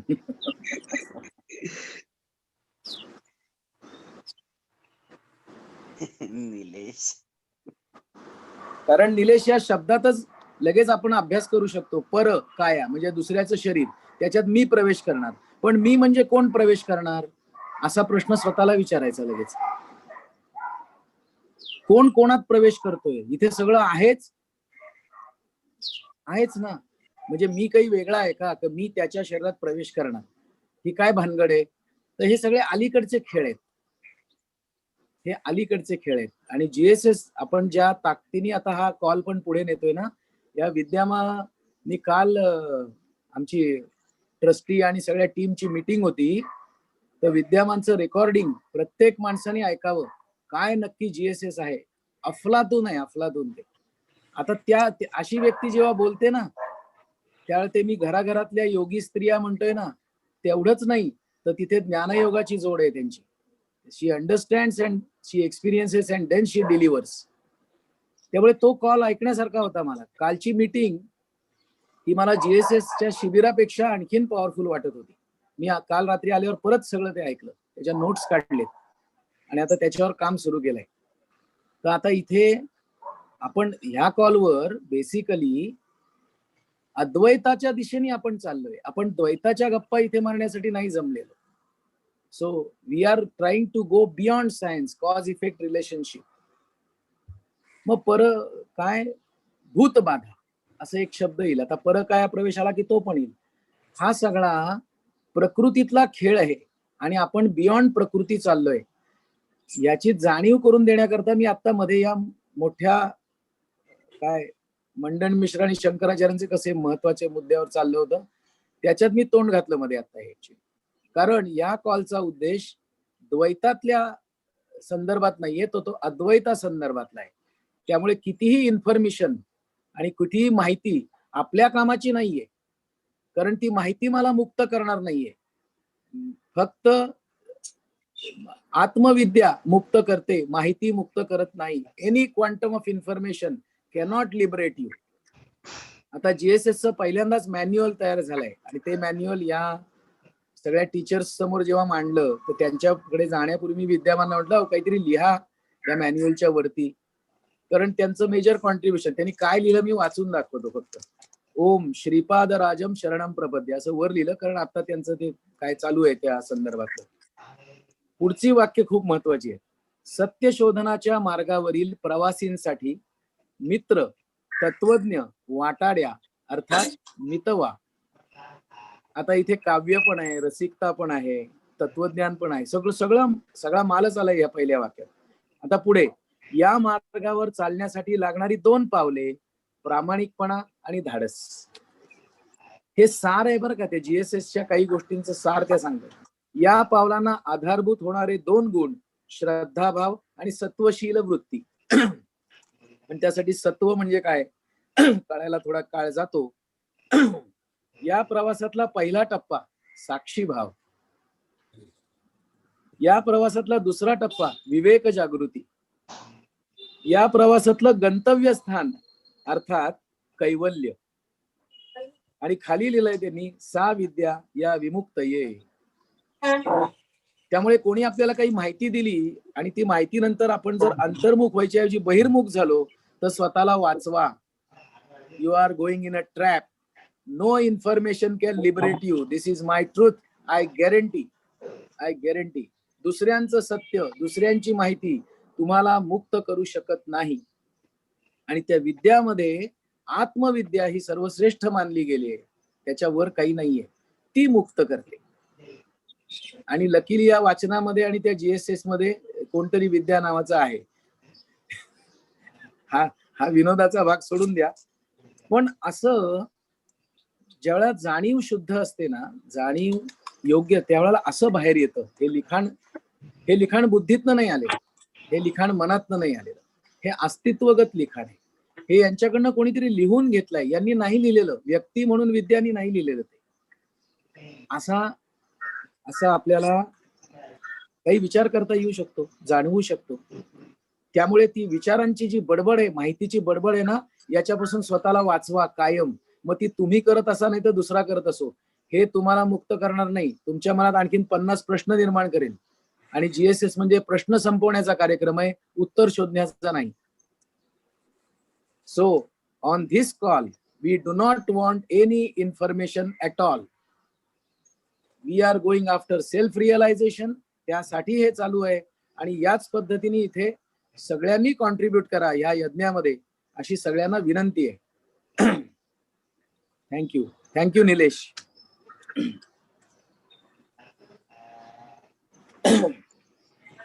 मला एक क्वेश्चन आहे, सॉरी प्रश्न आहे. इंद्रियांना आपण मनाने कंट्रोल करू शकतो आणि मनाला बुद्धीने कंट्रोल करायचं. मग हे मनाला बुद्धीने कसं कंट्रोल करायचं ह्याच्यावर काही सांगता येईल का? त्याला विवेक शब्द आहे. हा, विवेक. तो विवेक मनाला कंट्रोल करू शकतो. विवेक जागृती हा साक्षी भावाला पहिले काय सत्वशील वृत्ती, आणि त्या ती केव्हा येणार आहे? हा जो पहिला कागद आहे ना यांनी लिहून दिलेला, हे सगळं सार आहे. स्टेप नंबर पहिलं काय आहे? What is this? It is मित्र, तत्वज्ञानी, वाटाड्या. दिस इज GSS. हा मितवा आहे. त्यामुळे तुम्ही गाणं म्हणायला हरकत नाही GSS मध्ये आल्यावर या मितवाचं. मग आता तुमच्याकडनं काय हवंय? तर प्रामाणिकपणा हवाय आणि धाडस हवाय. Truth and courage. This is what is required for self realisation. मग आता याच्यासाठी गुण कुठले? तर श्रद्धा आणि सत्वशील वृत्ती ही तुमच्या बरोबर जर असेल आणि ती वृद्धिंगत होते जर प्रामाणिकपणा आणि धाडस असेल तर. मग सत्वशील वृत्ती एकदा झाली, सत्व प्रधान तुम्ही व्हायला लागलात की तुमच्यामध्ये साक्षीभाव निर्माण होऊ शकतो. पण रजस आणि तमसच्या अधीन असताना नाही होणार आहे. तो सत्वातूनच साक्षीभाव येऊ शकतो. मग साक्षीभाव आला की काय होणार आहे? तर परिणाम त्याचा विवेक जागृती आहे. आणि विवेक जागृतीशिवाय कैवल्य प्राप्ती होणं अवघड आहे. So this is wonderful. आता काय हे कुठून येतं, हे कसं सुचतं, हे कोण? So master plan is manifesting, it is happening. Where is the individual doer? त्यांना विद्यामाना पण विचारा, तुम्ही फार काही विचारपूर्वक लिहिलं का म्हणा, का ते आलं? असा सगळा खेळ या.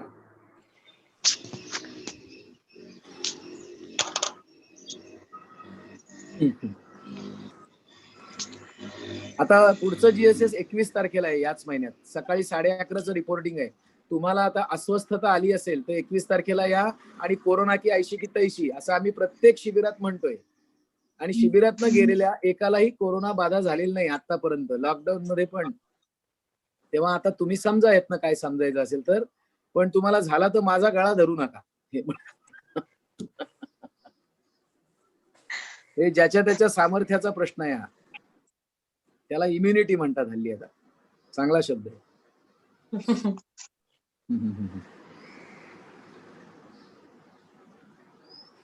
So thanks everyone. विद्या मा can conclude if she wants.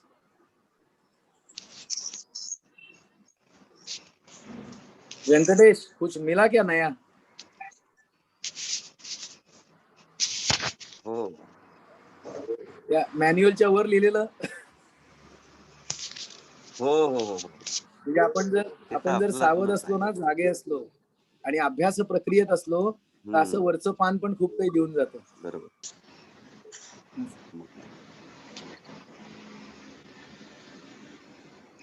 जाणीव जागृत असेल तर सगळं आजूबाजूलाच मिळतं. फार लांब नाही जावं लागत. त्यामुळे पुन्हा सगळ्या भारतीय परंपरेत जगणाऱ्या आणि तशा विचारांच्या स्त्रियांना नमस्कार. त्या खऱ्या योगी आहेत. करेक्ट. Great, salute. त्या भामतीला तर कधी विसरताच येणार नाही. आणि अशा कितीतरी भामती आहेत घराघरांमध्ये आहेत, प्रत्येक ठिकाणी आहेत. त्या बहिणीच्या रोलमध्ये आहेत, आईच्या रोलमध्ये आहेत, मावशीच्या रोलमध्ये आहेत, काकूच्या रोलमध्ये आहेत, कुठलाही रोल घ्या, पत्नीच्या रोलमध्ये आहेत. या सगळ्या भामती आहेत. खरंय. आणि म्हणून आत्मज्ञानाचे ग्रंथ निर्माण होतात. या आशा कामत पण आहेत. आज दर्शन झालं आशांचं. तुमच्यामुळे आशा पल्लवित होतात. त्यामुळे अधूनमधून चेहरा दाखवा. दाखवला ना, आज दाखवला. Yes, thank you. खूप खूप आवडला, मजा आली. अहो, आमची तलवारबाजी अशीच आहे. कामताजी. अद्वैतात जाता आला, अद्वैताचा आज बरोबर ट्रॅक वर आला तुम्ही. जय गुरुदेव. मस्त. तेव्हा चिन्मयानंदांचे आभार मानूया आपण. त्यांच्या कृपेने हे घडतंय. येस येस, त्यांच्या कृपेने घडतंय. हो. त्यात मी एक म्हणू शकेन की रामकृष्ण वचनामृत म्हणून एक पुस्तक आहे. त्याच्यात रामकृष्ण हेच म्हणतात की जी बाई असते ती तांदूळ विकायला बसलेली असते. ती एका वेळेला गिरायकाशी पण बोलत असते, ती आपल्या मुलाला दूध पण पाजत असते, त्याच्यानंतर देवाशी पण एकरूपता साधत असते. म्हणजे तुम्ही दैविक अनेक गोष्टी करत असताना सतत तुमचा देवाशी योग साधणं हे महत्वाचं. ते तुमचा शब्द काढून टाका. तुमचा म्हणजे तुमचा शब्द जो आहे ना, हा जरा आत्म्यापासून भटकवतो आपल्याला. हा म्हणजे आपण आपल्या आपण पण नाही. मी नाहीये तुमच्यात. आपण म्हणजे फक्त मी असायला पाहिजे. आपण सतत आपल्या शरीरात येतो. मीचा वापर करून बघा, जीवन बदलतं. नाही, म्हणूनच सतत आपण जे शरीर आपण नाही, आपण असं कोणी नसतो. आपण असं कोणी नसतो. मीच असतो. मी म्हणेन असं. तर मी म्हणेन की सतत आपण ते भटकत असतो. आपण नाही, मी नाही भटकत कधी. मी अतिशय चांगला जगातला आदर्श माणूस आहे. मी नाही भटकत. मी तेच सांगते की मी सतत जी स्मिता म्हणून याच्यात असते, त्यातनं मी माझ्या आत्मस्वरूपाशी परब्रह्माशी एकरूप होणं, म्हणजे योजना किंवा योग साधणे, हाच योग आहे. हे छान वाटलं, आवडलं. विद्यामा कन्क्लूड करा पाहिजे. वेळेचं बघा. किंवा तुम्ही काही सांगायचं. ते पहिलं पान कसं बाहेर आलं ते सांगा जरा. ते कोडच आहे कारण. ते थोडंच असं सांगता येते. कारण निर्माण होत असताना कोणी नसतं ना त्या तिथे, त्यामुळे ते सांगणार कसं.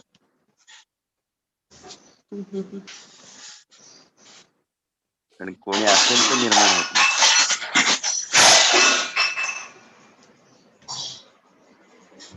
कोणाच्या घरातली भांडी वाजली? आमच्याच घरात योग सुरू आहे.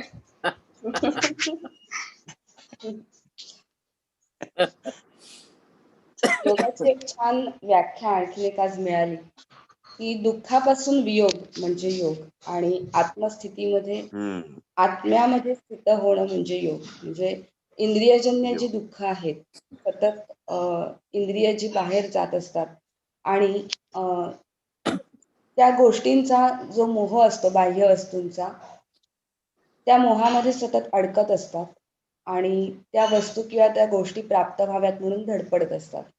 आणि त्यामुळे जी दुःख निर्माण होतात ती इंद्रियजन्य दुःख. आणि या इंद्रियजन्य दुःखातून वियोग किंवा दुःखापासून मुक्ती म्हणजे योग. आणि हे केव्हा घडतं, जेव्हा हळूहळू ही क्रिया शनैही असा शब्द वापरलाय. म्हणजे हळूहळू त्याकडे प्रवास सुरू होतो की आत्मस्थितीमध्ये जाणं ही. म्हणून SSY मध्ये गुरुजींनी जे समाधी अभ्यास असं त्याला नाव दिलंय, त्यामुळे हा अभ्यास ही सतत करण्याची गोष्ट आहे किंवा हे जे काही ध्यानानुभव आहे हा सतत रोज करण्याची गोष्ट आहे. ध्यानयोग रोज साधण्याची गोष्ट आहे. तो एकदा साधला आणि झालं असं नाही, तर हळूहळू त्या प्रक्रियेमध्ये आपण स्थित व्हायला लागतो असं आजच्या श्लोकांमधून जाणवलं. आणि हळूहळू ती त्या दुःखापासून मुक्ती आपल्याला प्राप्त होते. जसजसं आपण तो प्रवास आपला अधिक दृढ होईल आत्मस्थितीमध्ये राहण्याचा, तसतसं ह्या दुःखांपासून, इंद्रियजन्य दुःखांपासून आपल्याला मुक्ती मिळू शकते. असा एकंदर ह्या आजच्या 2 शेवटच्या महत्वाच्या ध्यानयोगातल्या महत्वाच्या श्लोकांचा सार होतं. आता तो आपण प्रार्थनेने शेवट करूया. डोळे मिटून शांत बसून ओंकाराने प्रार्थनेला सुरुवात.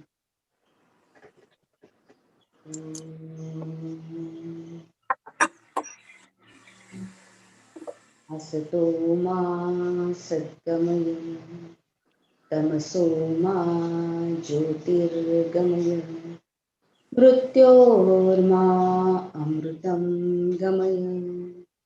ओम शांती शांती शांती. ओम हरि ओम. श्री परमात्मने नमः. श्री कृष्णार्पणमस्तु. शुभम भवतु. आजचा संपूर्ण दिवस तुमचा आनंदात जावो या शुभेच्छांसह आज आपण इथेच थांबतोय. उद्या परत भेटणार आहोत सकाळी 6 वाजता. धन्यवाद. जय गुरुदेव.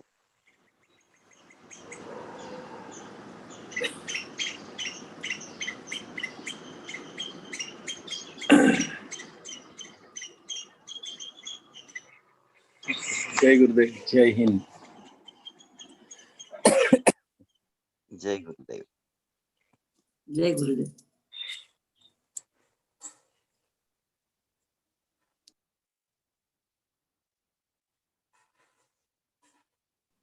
जय गुरुदेव.